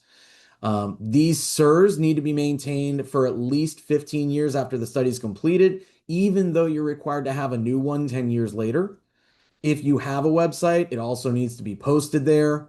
And the thing that was added is officers or directors are the only ones authorized to sign an affidavit acknowledging that you got the CEUs and that you sent it out to the members. This is not the manager. The manager is not qualified legally. They may be able to say, I mailed it out. What do you want from me? But they can't sign this affidavit. Or if they do, it's not valid under Florida law. So this is what I would consider is, listen, realistically speaking, your manager is going to be the one mailing these notices out or emailing the notices out. You need to sit with them while they do so that you can sign off that you observed it being done personally. Otherwise, you're just saying the business records say X, and frankly, I don't know if that's sufficient because the statute's not clear enough. Again, failure to obtain the CEUs is a breach of fiduciary duty, so get it done when you're supposed to. If you're required to have this CEUs performed, the reserves need to be maintained pursuant to for everything that you are required to maintain, repair, or replace under the declaration. The reserve amount needs to be based on the CEUs report, period. I know I've mentioned it several times. I get this question at least once a week from a condo client. Okay, it needs to be based on what's in there. You can't just unilaterally decide, yeah, but we don't agree with it or we don't like it. We're going to just go ahead and do what we think is right. You don't have that discretion. So you need to reach out to the person that's performing it to get them to amend it if you don't like what's in there. Now you can adjust up if you are adjusting for inflation or changes in estimates and extensions of the useful life. So if you perform the maintenance, you can adjust for a longer life, but you can't just say, we're not going to do what's in here. There is an exemption, even if it's a structural component in your building, for any item that you can't determine how long it's going to last, like your foundation. Hard to determine, hard to replace. That was in the statute that the foundation was one of the things you need a reserve for. And a lot of attorneys, including several from our firm, including me, argued that it makes no sense. If you replace the foundation of the building, you're knocking that thing down. Why would we reserve for it when we're going to have to terminate this condo anyway if we ever replace, maintain, or repair the foundation? So if the life of that asset can't be determined or is more than 25 years, you do not need to reserve for it. However, you do need to reserve the amount of deferred maintenance that's required if the CERS says that you're required to put some time into it, some dollars into whatever that asset is. So generally speaking, if it's going to last 25 years or longer, or you can't figure out how long it'll last, you don't need it as a reserve. Waiving and reducing. I'm going to make this very easy. For CERS reserves, any budget you might have adopted in the last year or you might adopt at any time in the future cannot be modified at all. The CERS reserves, structural reserves, you cannot touch for any purpose other than those reserves. You can't decide to provide less reserves unless one of the exceptions that we mentioned earlier applies, where you're actually performing work on it already. For non-structural reserves, it used to be a majority of the people that showed up could vote and say we want to waive or reduce the amount that we're going to put into the budget this year for this reserve. That is now a majority of all of the members. So you need a member meeting and a member vote to reduce or waive or use those funds that are in non-structural reserves for any other purpose. Understand, if they're CERS funds, for a straight line, you can't use it for any other item, even if it is a structural item. If it is a pooled reserve, you can't use it for anything that's not in that pool. You can't even have a vote to do it. It would be a violation of the statute and likely a breach of fiduciary duty to use CERS funds, structural integrity reserves, for any other purpose, waive or reduce them. Let's see. Yep, we already talked about this, so we can skip it. Funding the CERS can be by regular assessments, which is what most people do, but the statute changed in 2025 to say you can also use special assessments, lines of credit, or loans.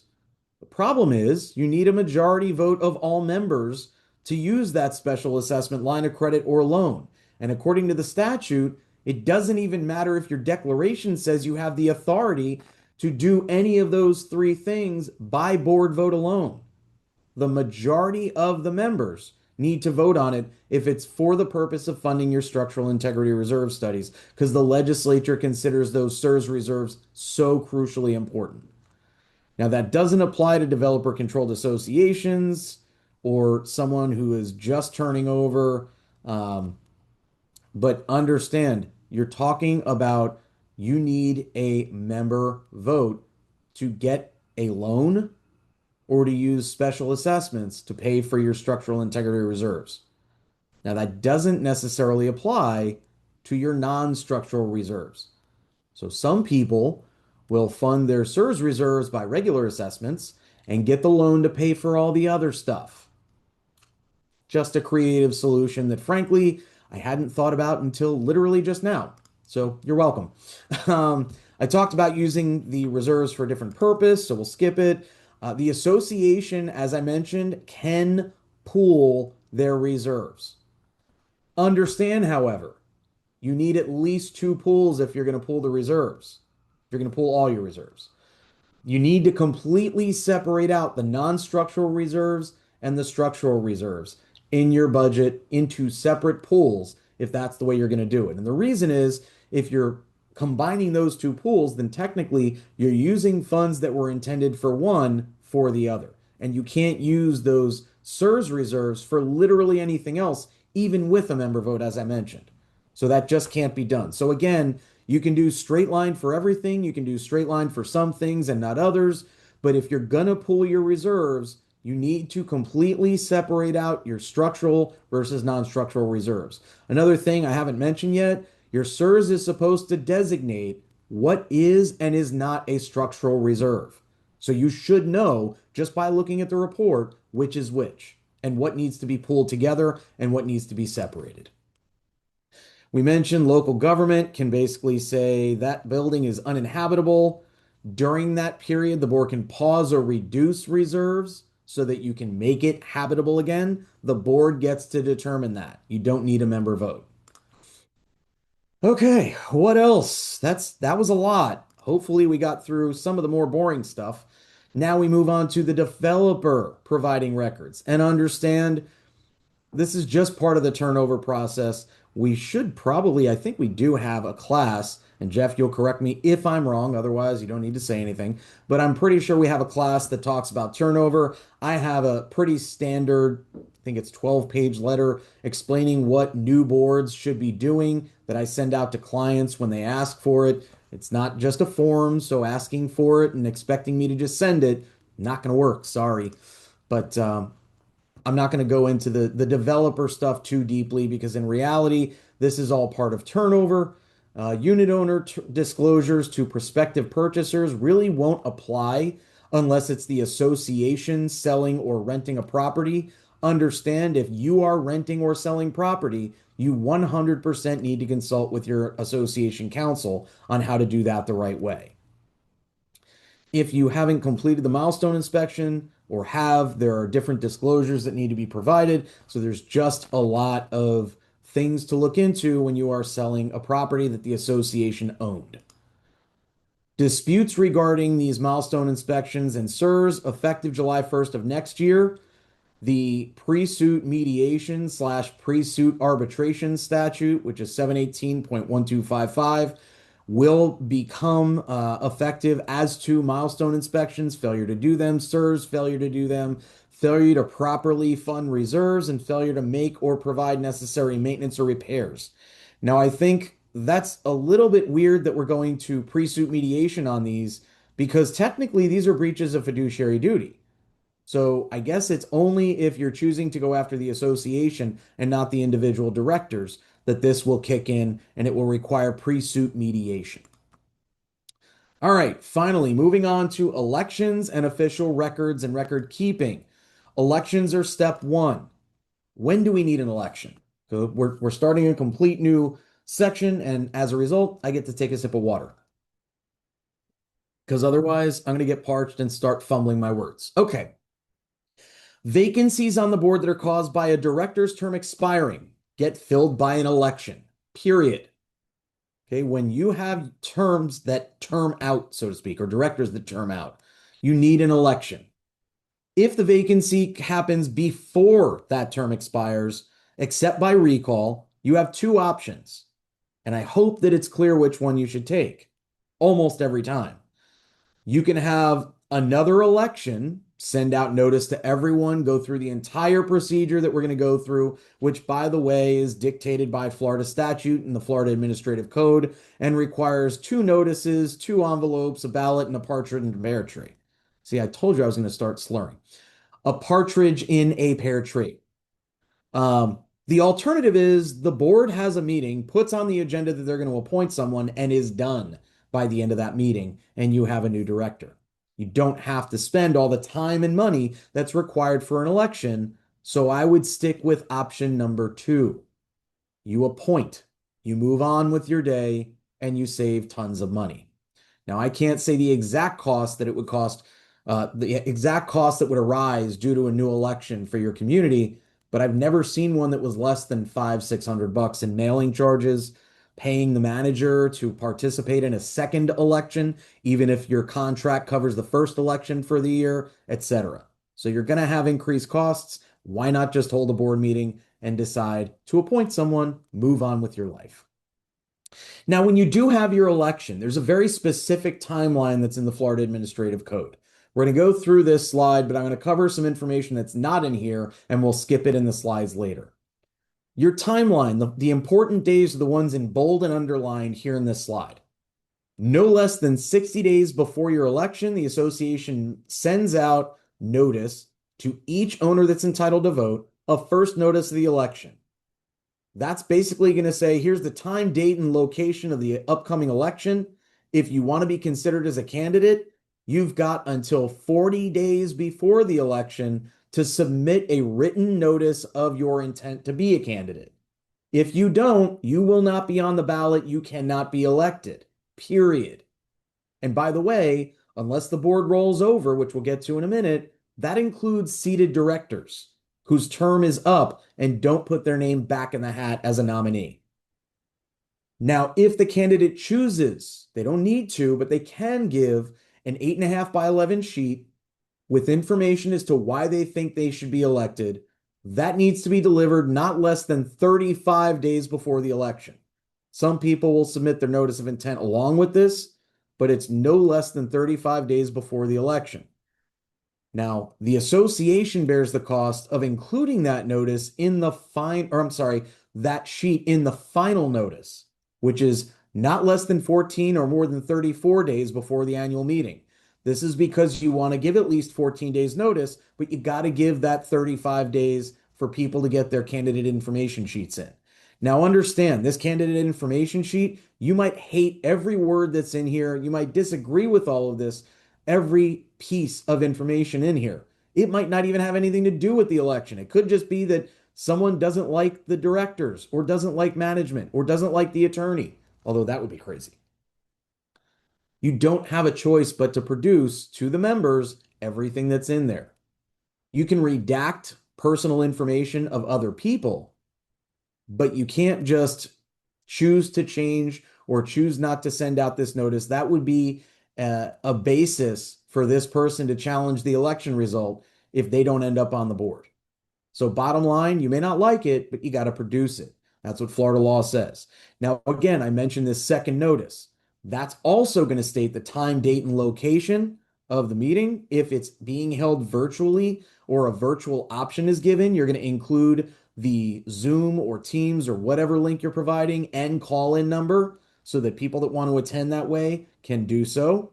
It's going to state whether electronic voting is going to be allowed. We'll get into that later.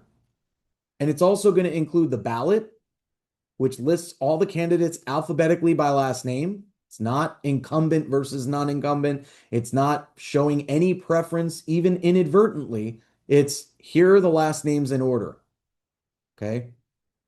The other thing that is going to include is an inner, smaller, and an outer, slightly larger envelope for the owners to submit their ballots so that they can remain anonymous when they're voting. We'll get to that in a minute. But that's going to be the content. So again, 60 days first notice, 40 days submit candidacy, 35 days provide your information sheet, and 14 to 34 days you have your final notice, second notice, that includes a whole bunch of paperwork. Again, that's going to include all of the information sheets for anyone that submitted one. The number of directors is going to be 5, unless you have 5 or fewer units, in which case it's 3. But if your bylaws say another number, it's that number. Unless your governing documents say otherwise, everyone serves a 1-year term expiring at the annual meeting. Unless you're a timeshare or non-residential condo, in which case you look at different statutes, basically the timeshare statute or the commercial statutes, which is basically chapter 617, which is the not-for-profit, or 607, which is the for-profit corporate acts. The staggered term of a board member doesn't expire until a later meeting, meaning you're not expiring because you have a longer term than 1 year, or all directors' terms will otherwise expire, but they roll over because there are no candidates. Now, we also have the new term limit thing. Okay, this was adopted in July of 2018. It's finally going to take effect 7 days from now, July 1st, 2026.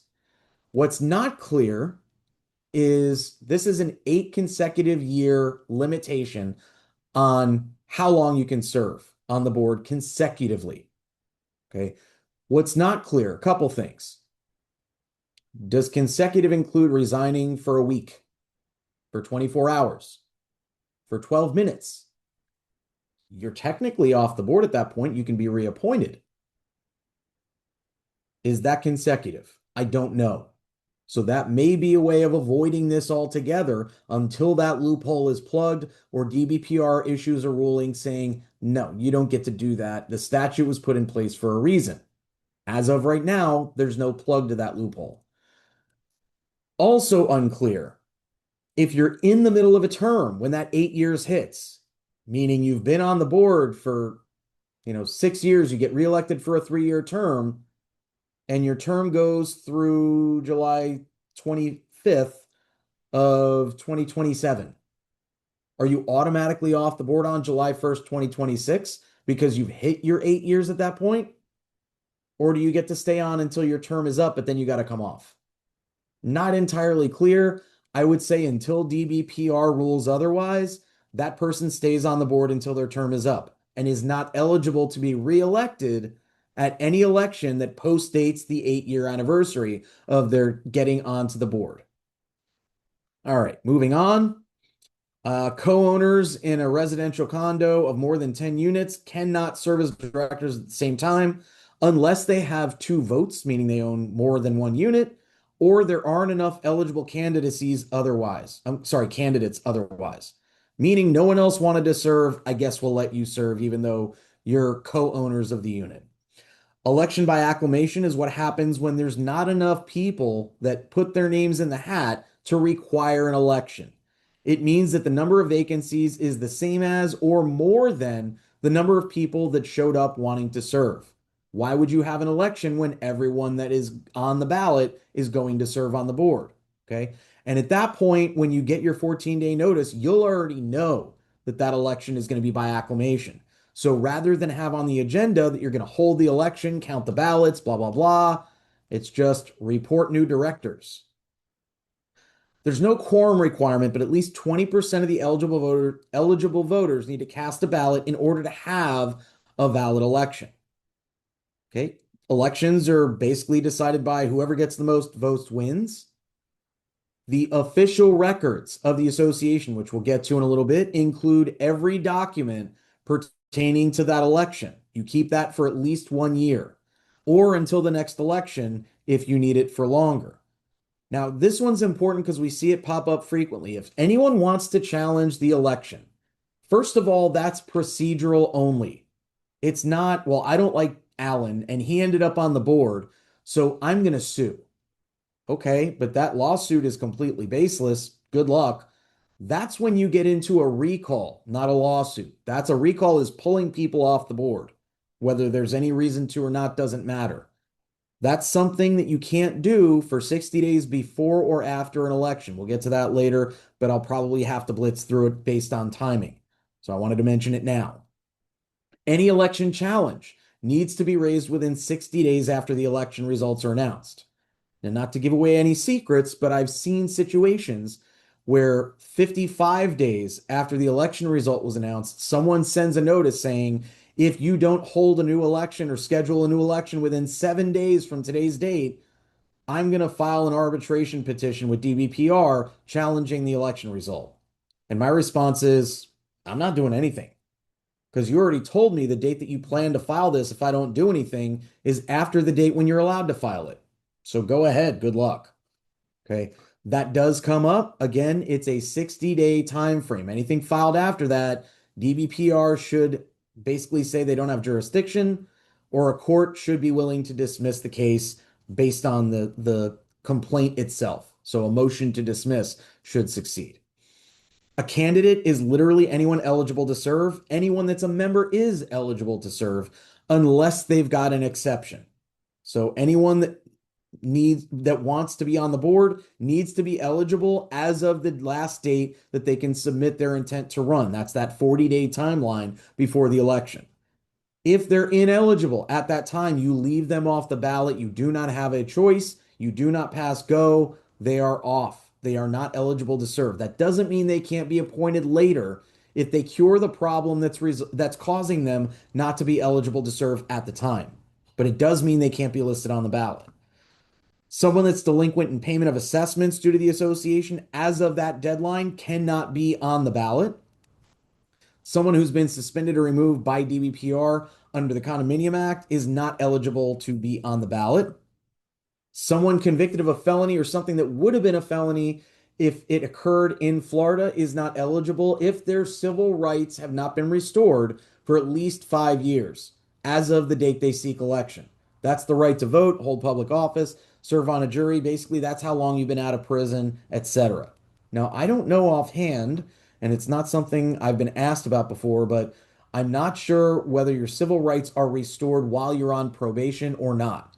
So that might be something for a criminal attorney, a judge, or frankly, just someone who knows more about criminal law than I do, or ChatGPT or Google, frankly. If a criminal charge is pending against an officer or director, they may not be appointed or elected to any position as an officer or director of any association, and they also can't access any association records except per court order, meaning they have to go to the judge in the case against them and say, I need to review these records. Can you please give me permission? The association gets to say no. The problem is you have to actually know about these charges in order to be able to do this. That does not mean that the association has any obligation whatsoever to perform background checks on prospective directors. So these two items listed here do not require you to go investigate. You can ask whether they're subject to either one of these, but you don't have to go out and spend, $150, $300, whatever you're being charged to run a background check on each candidate. Voting is by secret ballot, but proxies, limited or general, cannot be used. Now, it's interesting that we say by secret ballot because email ballots are not secret, but we'll get to that in a minute. The election ballots cast using an inner and outer envelope. The way that that works, we'll go through very briefly. You put your ballot inside the inner envelope, no markings on the inner envelope. You put the inner envelope inside the outer one. You mark the outer so that the association can check off and verify that you've got authority to actually vote. When you're counting these inner and outer envelopes, or counting the ballots in reality, the procedure is essentially you check off, figure out that each outer envelope that was submitted is someone who has not already voted and who's eligible to vote. If either of those is not true, meaning they've already voted or they're ineligible to vote, you mark discarded on it. You can mark the reason. Personally, I choose to leave just the word discarded because then if there's any reason for you to have discarded it, you don't get stuck with just the one when someone raises an election challenge. But you've now discarded these, put them in the pile of election records you're going to keep. You've opened the outer envelopes. You've already checked off, hey, yes, this person submitted a package for voting. You move all those outer envelopes into a box or something. Then you open all the inner envelopes and move those away. You should have no idea who's voting on this ballot. Now understand, if someone includes a proxy, someone includes something else in one of these envelopes that doesn't belong there that marks who it is, no problem. They're waiving anonymity because you want to enfranchise as many voters as you possibly can. The reason being, as long as there's no valid reason to invalidate the vote, you reduce the risk of a successful election challenge by counting them. Now, what else do we not want to count? If you've got more than one inner envelope and an outer envelope, sorry, no good. If you've got more than one ballot, well, we've separated out the inner envelopes from outer. I can't tell who's trying to vote twice. That doesn't count. Discarded. If someone votes for more candidates than there are seats open, I can't just strike out the one I don't like and say I'm going to count these other 5 votes instead of all 6. So that entire ballot is discarded. If someone votes for the less amount of candidates than there are open spots, fine. If someone says, I only want to vote for Alan because I like him, I couldn't care less who takes the rest of the spots on the board. That's okay. But you're not going to count votes that you have to try and determine what they intended to do. The board doesn't have that authority. Let's see. We already covered most of this. Once the ballot is received, it cannot be rescinded or changed. That applies to electronic voting as well. So once it's in, you're done. Can't authorize someone else to vote on your behalf on your ballot. That's why we're not using proxies at condo elections. Anyone that needs help casting the ballot may obtain that help. Verifying the outer envelopes, you can have a separate meeting to verify the outer envelopes. What does this do? It reduces what you need to do during the actual election. This is an open meeting, notice just like a board meeting, held generally the same day as the election, but it's, hey, we're going to knock this out so that we don't have to deal with this part while the election is going on. Okay, the signature and unit ID of the outer envelope must be checked to verify, like I said, that this person's entitled to vote. Any outer envelope that is not properly marked to identify who's voting is also disregarded or discarded. Okay, you write it down, you put it in the box, you move on with your life. Anyone who engages in voter fraud related to a condo election commits a first-degree misdemeanor. Forging ballot envelopes or voting certificates, by the way, that is a third-degree felony. I know you're going to be shocked. Don't do those things. Okay, it's pretty easy. Electronic voting, I think, is a great thing. It can get people to show up who are not showing up. So, especially in areas like Osceola County, Orange County, and other more touristy areas where you've got a lot of vacation rentals, you've got a lot of, people that live international who own in your community. Those people can vote as long as they can get through a VPN at your election, and you can get them as part of your quorum instead of just saying, well, they're international, they're not going to vote. This is where I see communities succeeding by using electronic voting so that someone can click a couple buttons on their phone and now they voted. I will also say people that live in your community who are too lazy to open the ballot, fill it out, and get it back to the association might also vote electronically, even though they weren't willing to literally go to the mailbox and be done with it. Okay, using electronic voting needs to be established by a board resolution. That now requires, instead of 14 days notice, it's a 48-hour notice, just like any other board meeting. But it is a very specific resolution. It's not just the board preparing something that says we want e-voting. It is a specific resolution that either the vendor prepares and your attorney reviews, or your attorney prepares it. That's something we do on a flat fee on a regular basis, is prepare these resolutions if your vendor doesn't have one.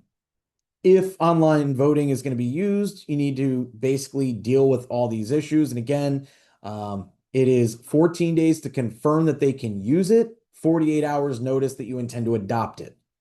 You also need to use an online system that does all these things, and every vendor in this industry that I've ever worked with does all of these things, which is why I'm not going through it.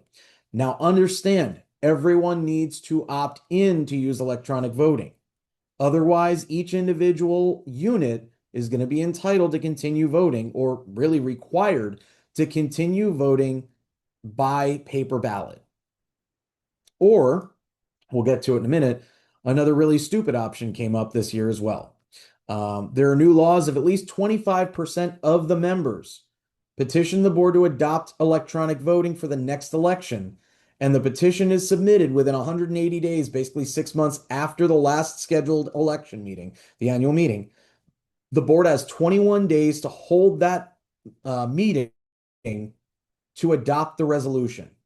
Now, what the statute doesn't really clearly say is whether the board is just going to vote or if the board is required to adopt this resolution. Fortunately, my opinion is it would be a very, very, very bad call not to have electronic voting based on the change in the statute last year. And this is why. We've got electronic ballots that are submitted by email. So I'm going to go through this pretty briefly, but I'm going to go through it so that you understand what risks you're taking by not using electronic voting.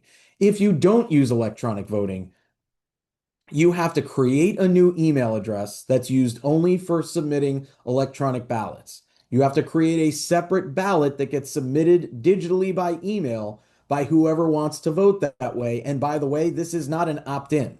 This is anyone that chooses to gets to email you their ballot. They waive anonymity, as I mentioned earlier. I think that's weird when the statute says everything is anonymous, but they're waiving that anonymity. Their signature is literally typing their name on there, and there's a blank for the unit number. That's it. And then they check off or select who they're voting for as part of the balloting process. Here's the problem. This is like inviting fraud at this point. The reason I say that, I can submit a whole bunch of ballots to cancel out anyone who I know is going to vote for someone I don't like. And that would require a new election. I don't know that that's voter fraud. It probably is. But if I really, really want someone on the board, I might be willing to risk a misdemeanor if I'm rich enough that I can pay an attorney to deal with it and probably get it reduced down if it's even pursued by police. Because keep in mind, when we're talking about criminal charges, you need to find a police officer and then a prosecutor who are both willing to pursue this claim.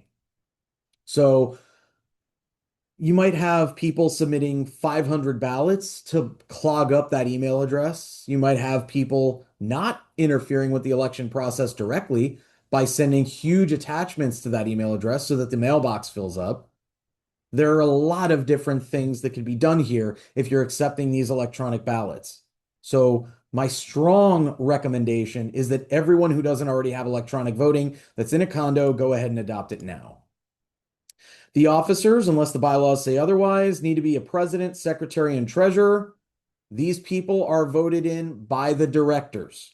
That election of officers usually happens and is supposed to happen at the organizational meeting of the directors, which is that first meeting that happens after the election. The officers are selected by the directors. This is the only secret ballot that the directors are allowed to use. Everything else needs to be voted on in an open forum, unless there's some kind of privilege like employee issues, personnel issues, is the statutory term, or attorney-client privileged issues. Unless the bylaws say otherwise, there can be as many other officers as you want. Unless the bylaws say otherwise, there is no compensation for the officers or the directors. And this last one is actually one of the most important ones. If you've got a president who's using their power, which, by the way, doesn't really exist, the authority that, by the way, doesn't exist, absent a board vote to grant it to them, but they just presume, well, I'm the president, I can pretty much do whatever I want. That person can be voted out as president at any board meeting with officer positions on the agenda at any time throughout the course of the year. So the fact that you voted certain people into certain officer positions on day 1 doesn't mean that they have to be the same positions on day 3. If you accept a kickback, meaning you accept something of value that you should not be accepting because not everyone in the community is getting that benefit. Remember, directors serve for free. This is a volunteer position. But if you accept a kickback, that's a 3rd-degree felony, civil penalties as well, and you're automatically pulled off the board if you are charged by information or indictment for any condo crime. Understand, information or indictment are legal terms.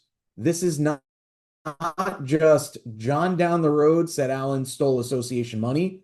There's been a police investigation. There's a prosecutor that's willing to take the case. Charges have been filed, and now you get pulled off the board. Any stage before those criminal charges being filed, you're still on the board. A director or officer who's more than 90 days delinquent in payment of any monetary obligation to the association abandons their seat on the board. So if you owe money, you're off. It's got to be 90 days delinquent. Understand there's a difference between a delinquency, which is specific statutory term and defined term, versus past due balance. So you got to look at your governing documents to figure out what a delinquency actually means in your particular condo. Intentionally violating official records inspection requirements, that's a second-degree misdemeanor. You're removed from office, vacancy is declared, board gets to fill that vacancy. Someone who knowingly or intentionally defaces or destroys accounting records or fails to create or maintain those accounting records is technically subject to a first-degree misdemeanor, is civil penalties as well, and is off the board. Someone who willfully and knowingly refuses to release or otherwise produce association records intending to escape detection for some other crime or punishment for that crime, that in and of itself is a third-degree felony, and you're removed from office and vacancy declared. Bottom line, just produce the records, maintain them accurately, and you're fine, at least with respect to this stuff. Use of a debit card in the name of the association or billed directly to the association for something that is not actually authorized either directly in the budget or approved with approved meeting minutes in advance of the expense. That in and of itself is considered theft. The severity of the theft depends on the dollar figure because the amount of the theft is whatever you spent. So understand this could be grand theft because you went out and bought something for the association with a debit card paid directly by the association. Bottom line, use a credit card instead and you won't have to worry about this stuff. If the board finds that an officer or director violated the conflict of interest requirements that Kirsten talked about earlier, they are deemed removed from office. There is a vacancy. And finally, a director who fails to timely file the written certification and educational certificate from this class is suspended. Note, not completely off the board until that certificate gets into the official records of the association. Now, being disqualified for that reason or pulled off the board temporarily for that reason does not invalidate anything that that director did before you discovered that their 90 days had passed and they hadn't submitted that certificate. Moving on to websites, we've talked about a lot of this already. If you have a condo that's 25 units or more, you have to have a website. It needs to be an independent website or a portal that the association owns and operates. That can be through management, which is how Empire and a lot of other management firms are doing this instead of the association having to go out and spend the thousands of dollars to create a separate website. The web portal that every management firm I've worked with provides is legally sufficient to be considered this website that you're required to have. Okay, moving on.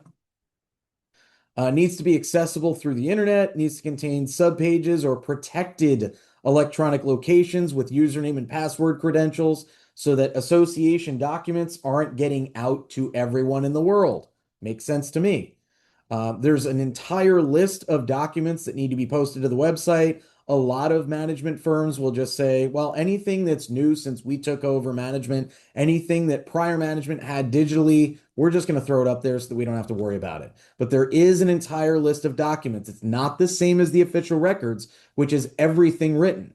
So understand there are exceptions to this. Now, every community in Florida is required to have a policy that says when those records will be uploaded to the website, how they'll be maintained in the official records, and when they'll be destroyed. Okay, that's your records retention policy. It's one of 8 I think every community should have. If we have time, we'll get to all of them, and I'll describe what they are. But records retention is one of the policies everyone is statutorily required to have. I don't know if Kirsten went through the hurricane protection specs. That's the second one. That is also statutorily required. Now, the one thing I will mention, notices of any board meeting need to be posted on that website. If it's a board meeting and it's not one of the special ones like a special assessment or an amendment or something like that, a board meeting needs to be posted on the website along with the agenda no later than 48 hours in advance of the meeting. If you're voting on documents, those also need to be uploaded to the website no later, uploaded in the notices section of the website no later than 48 hours before the meeting. If we're talking about a member meeting or a 14-day notice board meeting, same deal. 14 days before the meeting, the notice and agenda go on the website. Any document that is going to be voted on needs to be on the website at least 7 days before. Okay, so 14 days for notice and agenda, 7 days before for the document itself. For a member meeting or a 14-day board meeting, 48-hour board meeting, same timeline for posting everything.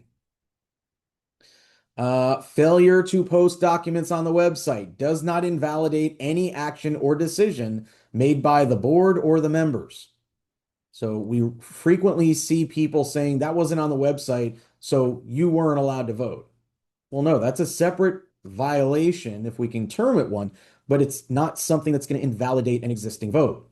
You need to designate who will receive requests for estoppel certificates and also records inspections on your website. You need to ensure the information that's not accessible to unit owners is not posted on the website, except through a separate board-only portal if you've got one. If protected information or information that not every one of the unit owners is entitled to get is included, the association is supposed to redact those documents before they're posted. That is not an easy thing to do because, again, if you're posting every document to the web portal, that means you need to review every document to make sure it doesn't need to be redacted, but it is something the association is obligated to do.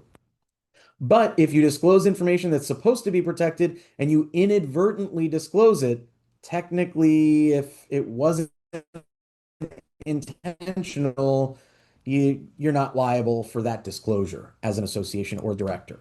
You can use a mobile app. I only know of like 2 or 3 communities in the entire state that are using that instead of posting documents on the website. Now we move on to the official records. We talked about the retention. Now we're going to talk about the records, what they are, and how they get inspected and copied. So your official records, I'm going to skip all of this, and here's why. Look at this last one. Number 22. All written records that are or are not specifically included in this statute that relate to the operation of the association. Literally anything written that pertains to association business is an official record.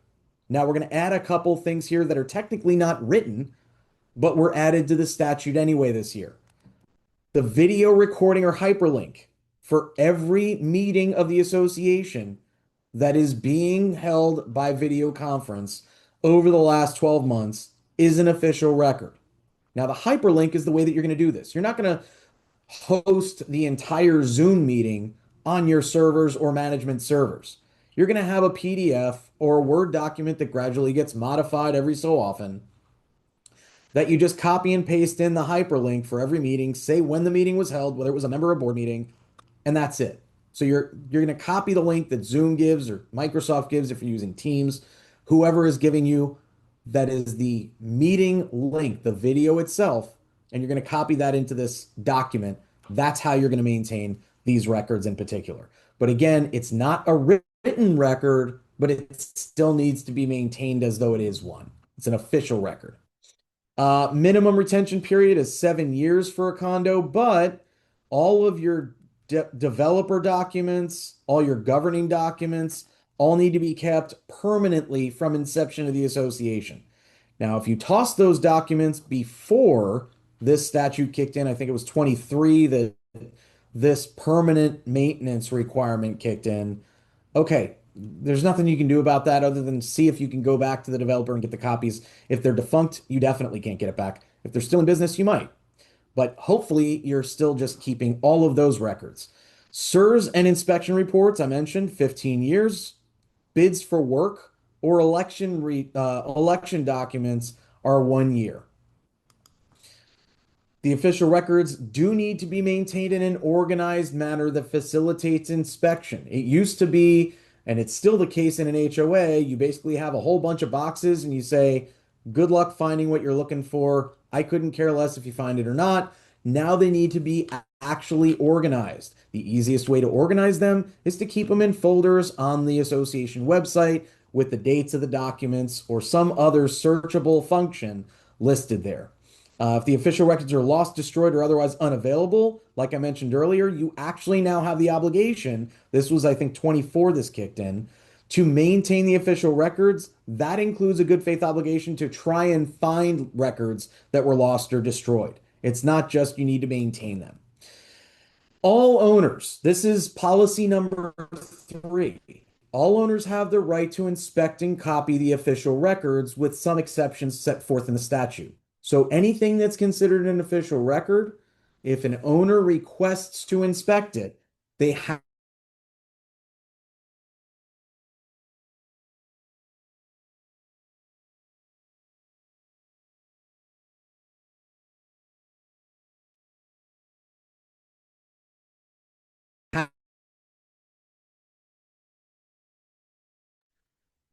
Folks, if you can hear me, he is frozen, and I let his office know. Um, I'm letting them all know right now that he's frozen up. So just stand by, everybody.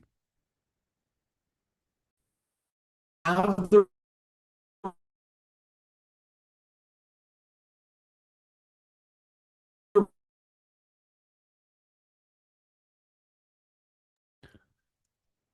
Yeah, it looks like he's restarting his system, so just hang tight, everybody. He'll be right back. In the Thank meantime, you. for any of you that, oh, you're welcome, Ann. Hi, Ann, your camera's off, but we can hear you. So, in the meantime, folks, uh, just to reiterate, this is the 4 hour condo certification class. A few of you have typed in questions. How long is this course good for?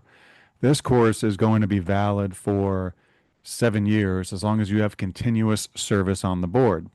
So let's say you decide not to run next year, but then you come back on 2 years after that. You will have to take this course again. So this course is good for 7 continuous years of board service. But with any lapse in service, even if it's a day, you got to take the class again. Ridiculous, maybe, but that's what they say you got to do.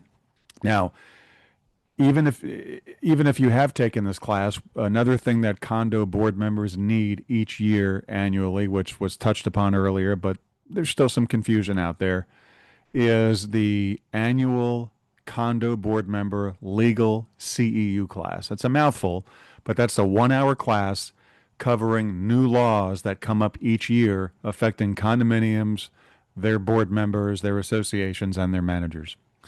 We have that one coming up on Monday, the 29th, I believe, is this Monday. So that's I'm calling that affectionately calling that one our procrastinators special because that is the annual CEU that you need each year by June 30th. We have in writing from the division that the board members CE cycle is July 1 to June 30th each year. Okay. Hang on, Alan's texting me.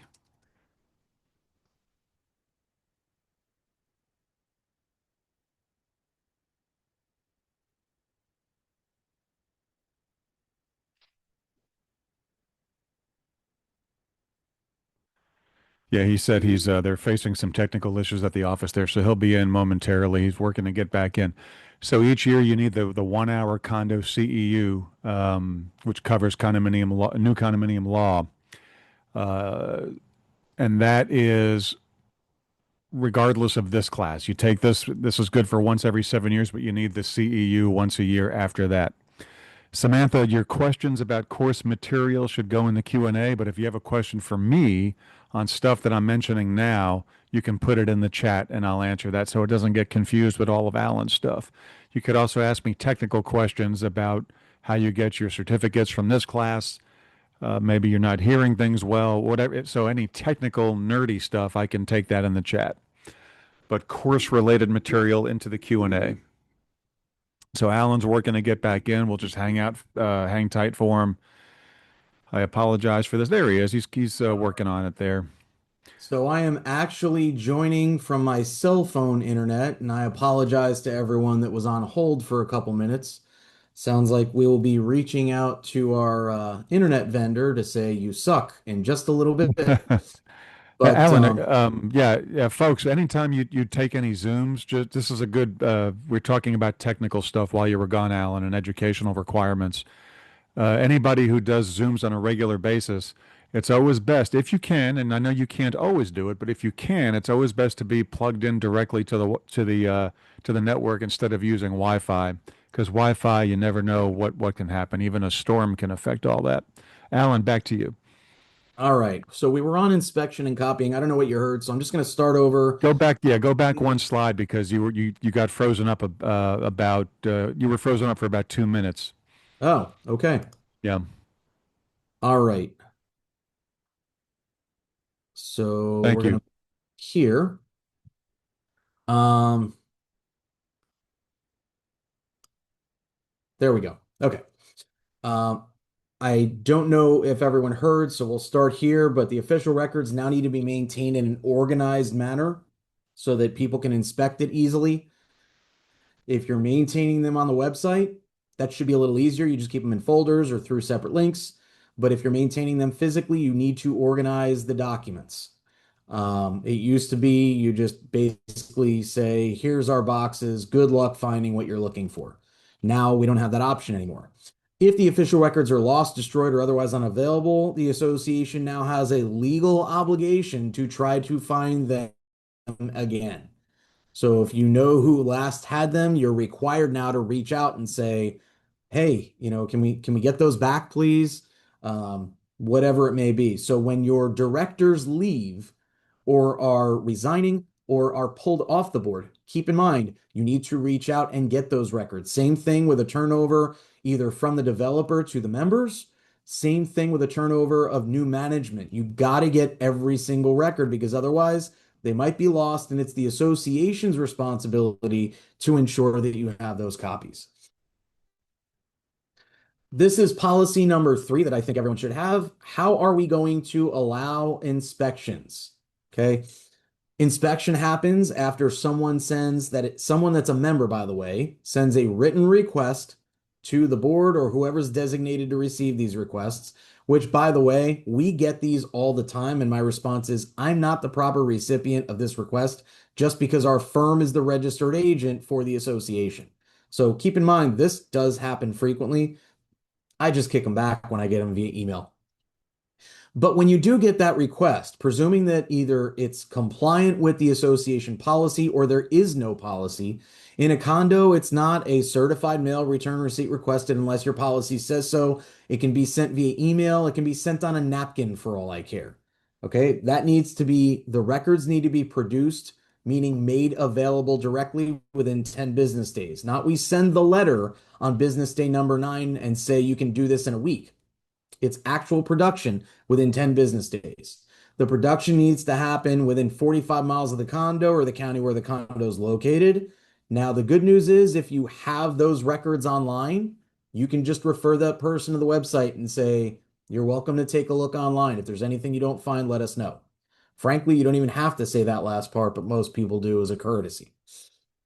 Renters, by the way, are limited to what they get to inspect. It's just the governing documents and inspection reports. So that milestone inspection and the CEUs. That's it. They don't get to look at anything else. It's not, I'm renting here, so I get to see every record regarding special assessments that I don't have any obligation to pay unless you demand that I do. It's just, hey, I'm renting here. I get to see what I'm subjected to and whether it's safe to live here. That's it. Um, you can offer to make records available on a computer or via the internet. You can allow them to be reviewed in electronic format on a computer that you provide or that they provide and printed upon request. You can offer to throw it on a thumb drive. If you are going to have the inspection, they also have the right to make copies at their own reasonable expense. Now, reasonable expense is up to a quarter a page for any pages in excess of 25 pages. So the first 25 are free.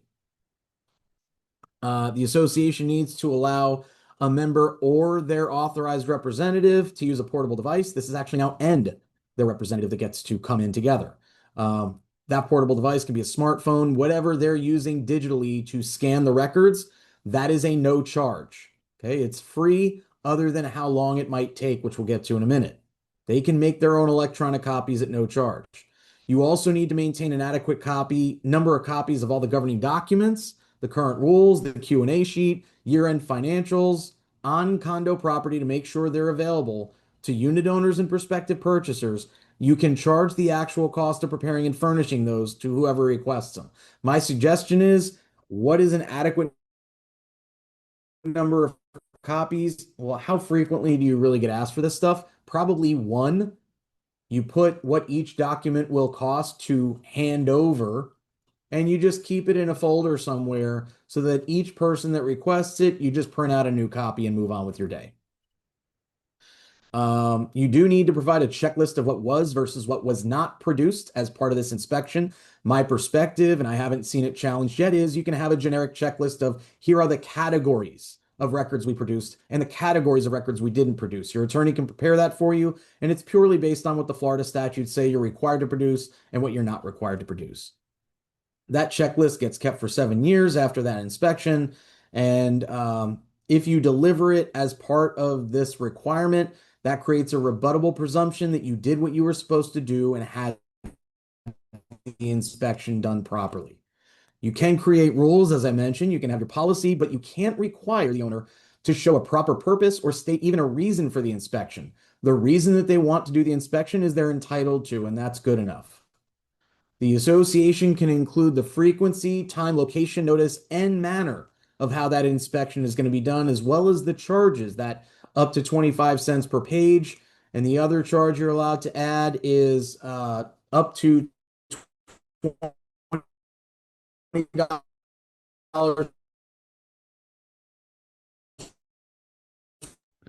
per hour for any time more than a half hour that it takes to perform that inspection, etc. But you can read through them. I'm sure Jeff mentioned earlier, and I apologize, I wasn't here, but basically anything that you think should be protected probably is. But Jeff will provide these slides later on for anyone that completes what they need to complete. And so I'm not going to go through this list in detail. Understand that if you produce something you're not supposed to be producing, it's kind of a no harm, no foul if it's inadvertent. Owners can also consent to disclosure of some of these records if it's not otherwise supposed to be given out. So that's the personal information of each owner. Website posting, the association needs to ensure, just like you're not going to produce them, that the inspection does not include records that they're not supposed to get, and your website doesn't include records that they're not supposed to get access to.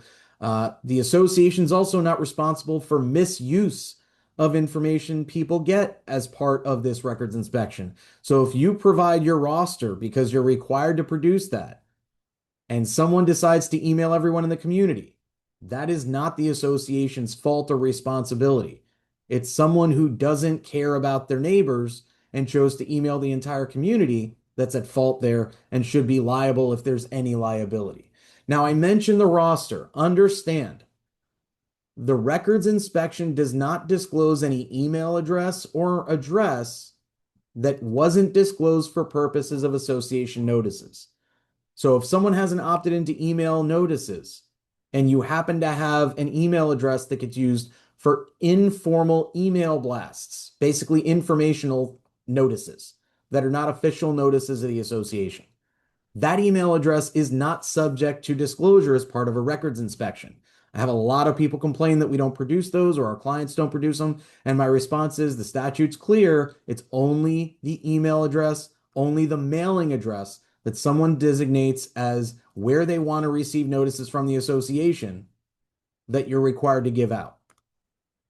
Attorney-client privilege, one of the most important privileges that exists. Anything that's discussing potential or existing litigation, you do not need to disclose outside of the privileged group.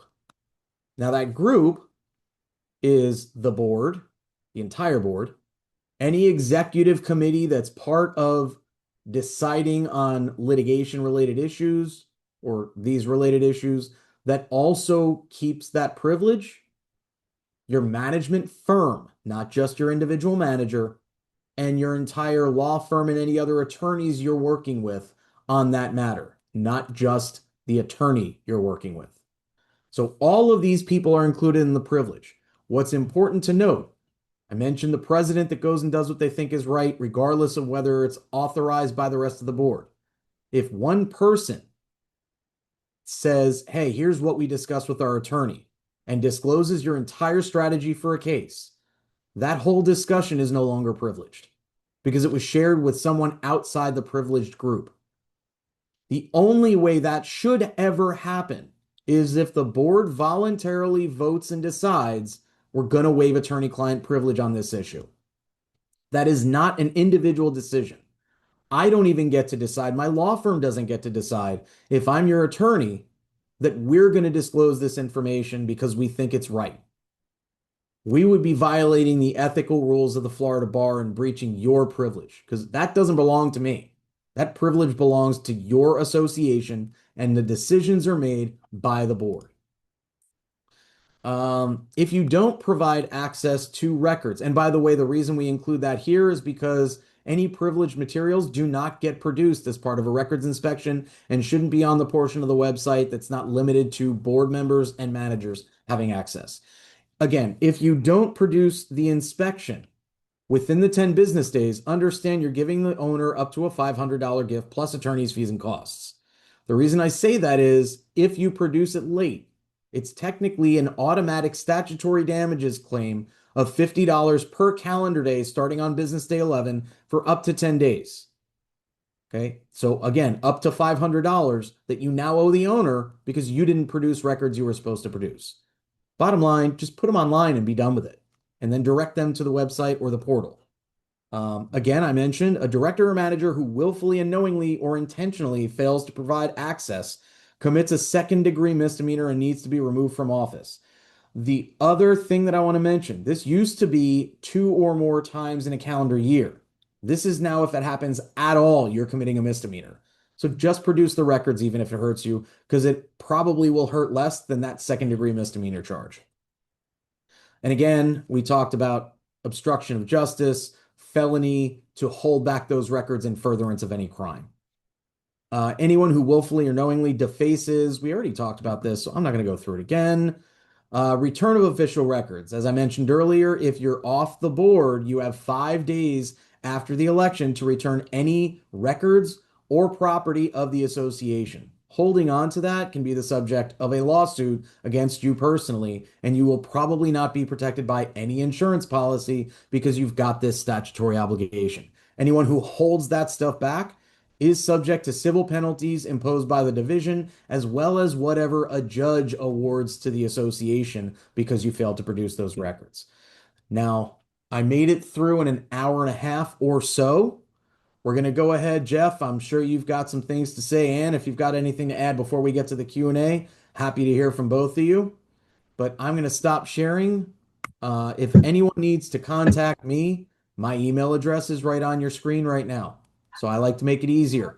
Thank you, Jeff, for creating this graphic that has my name, my email address. It's right in here, as@kbrlegal.com. And by the way, thanks to my partner, Jeff Rembaum, for actually allowing me to have the AS instead of A Schwartzide, because good luck remembering how to spell that. It's harder enough to spell Mullengarden for many people. So that is true. We need to do the same thing for him. So folks, I know Ann is still here. She'll chime in if she has anything she needs to reiterate to her client base as well, or there are events coming up in the Central Florida region. But before we hear from Ann and Alan, I just want to mention that if you haven't already pressed the chat button so it appears on your interface, please do that now.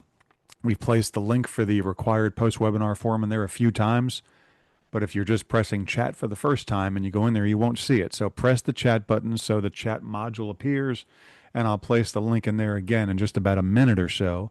You're going to click on that link. You're going to fill it out. Then you're going to submit the form once it opens up on your browser. After you submit that form, it takes you to a successful confirmation page, hopefully, with a yellow shaded box that has contact information as well as the link to save today's slides that were used by Alan, which you can then download or print and have them for your reference as needed. And it came up, Alan, before you take the questions, I'm going to reiterate one more time because it just came up once again. Even if you take this certification class today for the first time, you still need the 1-hour CEU. The legislation is not clear, so we recommend that everybody, in addition to this class, also takes the 1-hour CEU because it goes into greater detail on laws affecting condominiums, condominium associations, managers, and the management companies. Alan is teaching that class this Monday, and you can get that on kbrlegal.com and go to the calendar. Annette, you don't see what? the chat or the link? Please clarify. And Brenda, please send me the certificate. Audio not working. The certificate will be emailed to the address you enter on the webinar form that you should be filling out.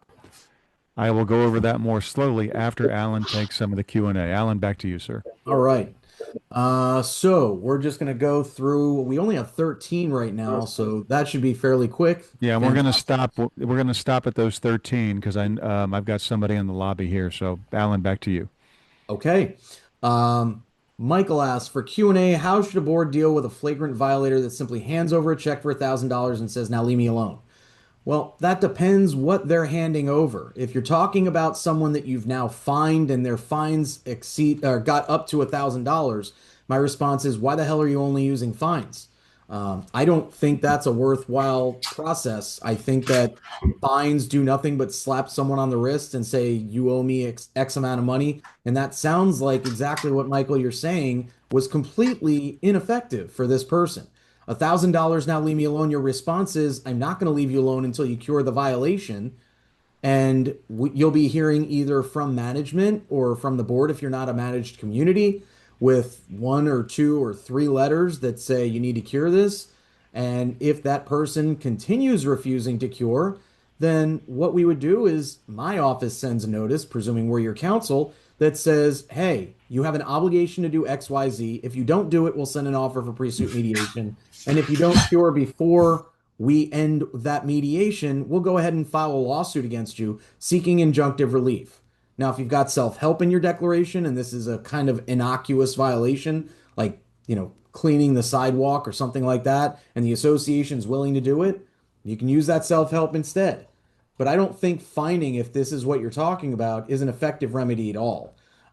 Because this is the result you tend to get. And frankly, if the guy handed over the check for $1,000, you're luckier than most communities because most people just ignore the fines. Now, if you're talking about assessments, you send a notice of late assessment. When they don't pay, send it over to counsel for collection and foreclosure. And you say, thank you. You can pay or you can be foreclosed. Those are your choices. So moving on, Norman asks, roof replacement is structural, so how can it be pooled? The Florida statutes specifically say that structural reserves can be pooled. It just can't be pooled with non-structural reserves. Moving on, William, can you clarify the somewhat unwritten rule, owners are responsible for anything from the drywall in?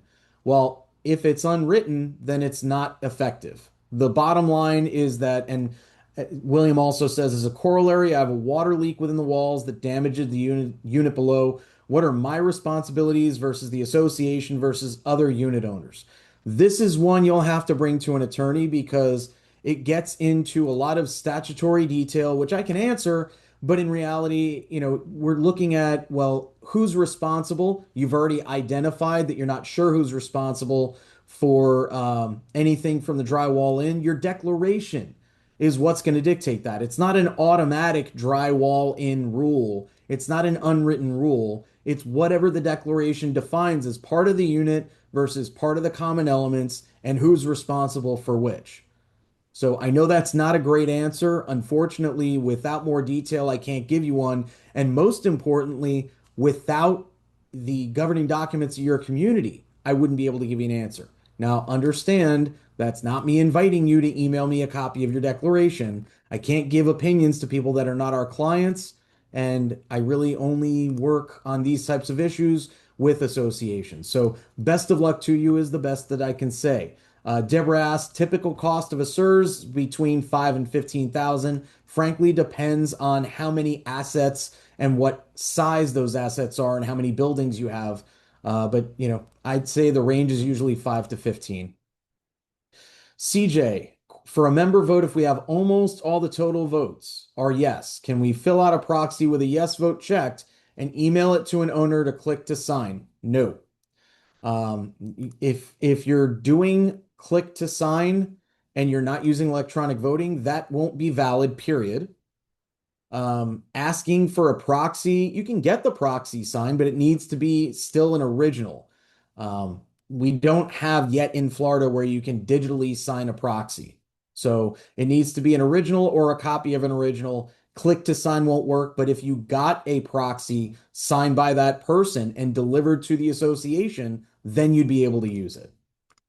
Genevieve, lots to remember. I'll be a director, but no one wants to be on the board. So we have a president and that's it. What happens when the state takes over when there isn't a board? So you're talking about what's called a receivership. If there's even one director who is capable of running the association, you technically shouldn't have that happen.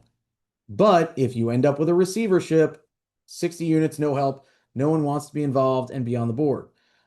If you've got even one director who's continuing to properly operate, the problem is if you have, let's say, one director, but you're supposed to have five, technically that one director doesn't have the authority to make any decisions. So when you have a receiver appointed, it's a lawsuit that gets filed. There's a petition that goes before it. Once that lawsuit is filed, a judge will appoint a receiver, and that person who will charge rates that are similar to mine will end up running your community for you like a manager would. But they're going to be probably sometimes less qualified. Could be an attorney, could be someone who is a manager and does this for a living. There are several of them that I know that do a very good job, but it's going to cost you a lot more than just running the community. And frankly, I've historically pointed out to the members, if you don't step up, even if you do nothing other than vote the way I vote and say yes to everything I say yes to, we will end up in this situation where we're paying tons and tons and tons of assessments because no one wants to step up. So, I can't go through in detail just because we don't have the time, but the process is basically a court appoints someone to run your community for you, and the board basically loses control until the judge pulls that receiver off the case. Samantha, is there a difference between an amended budget and a substitute budget? Yes, a substitute budget is when you're having a proposed budget that exceeds the 115% mark, less reserves and insurance. But an amended budget is you're changing it after the fact. How do you collect a fine when it's a tenant? Is the owner still responsible? Yes, the owner's responsible for any fines levied against the tenant. So you should be including them in the process of levying the fine. You can also try and collect directly from that tenant by a lawsuit. I don't know anyone that does that. I've had 3 happen in a 16-year career in this industry. So again, I mentioned it earlier, I think fines are a waste of time. You do your standard enforcement, you move on with your day. Should a contract be posted only if approved or when it's on the agenda? Well, I mentioned earlier it needs to be posted when it's on the agenda if you're required to have a website. Would it be a good idea to create a conflict of interest form? No, you go through the conflict of interest disclosures. There's no specific form that's really going to get the job done. Genevieve, if a corporation is dissolved and goes into receivership, how difficult is it to transfer back? That's a motion and order by a judge. Fairly straightforward, fairly simple, but you need to be able to prove that there are enough people willing to serve on your board.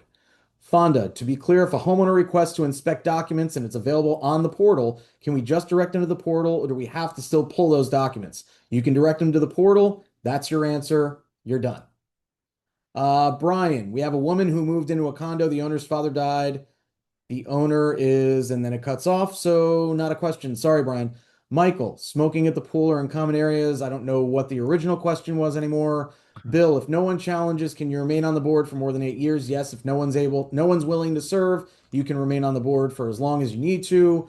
Quarterly meetings are not mandatory. Thomas, no, they are not quarterly. They are 4 times per year, which is essentially the same thing. But until the statute changes, you can have 4 months in a row and be done. Florina, will we be sent an email to join the CEU update? No, go on our website and you'll find it there. And that was more of a question for the chat. And I am done.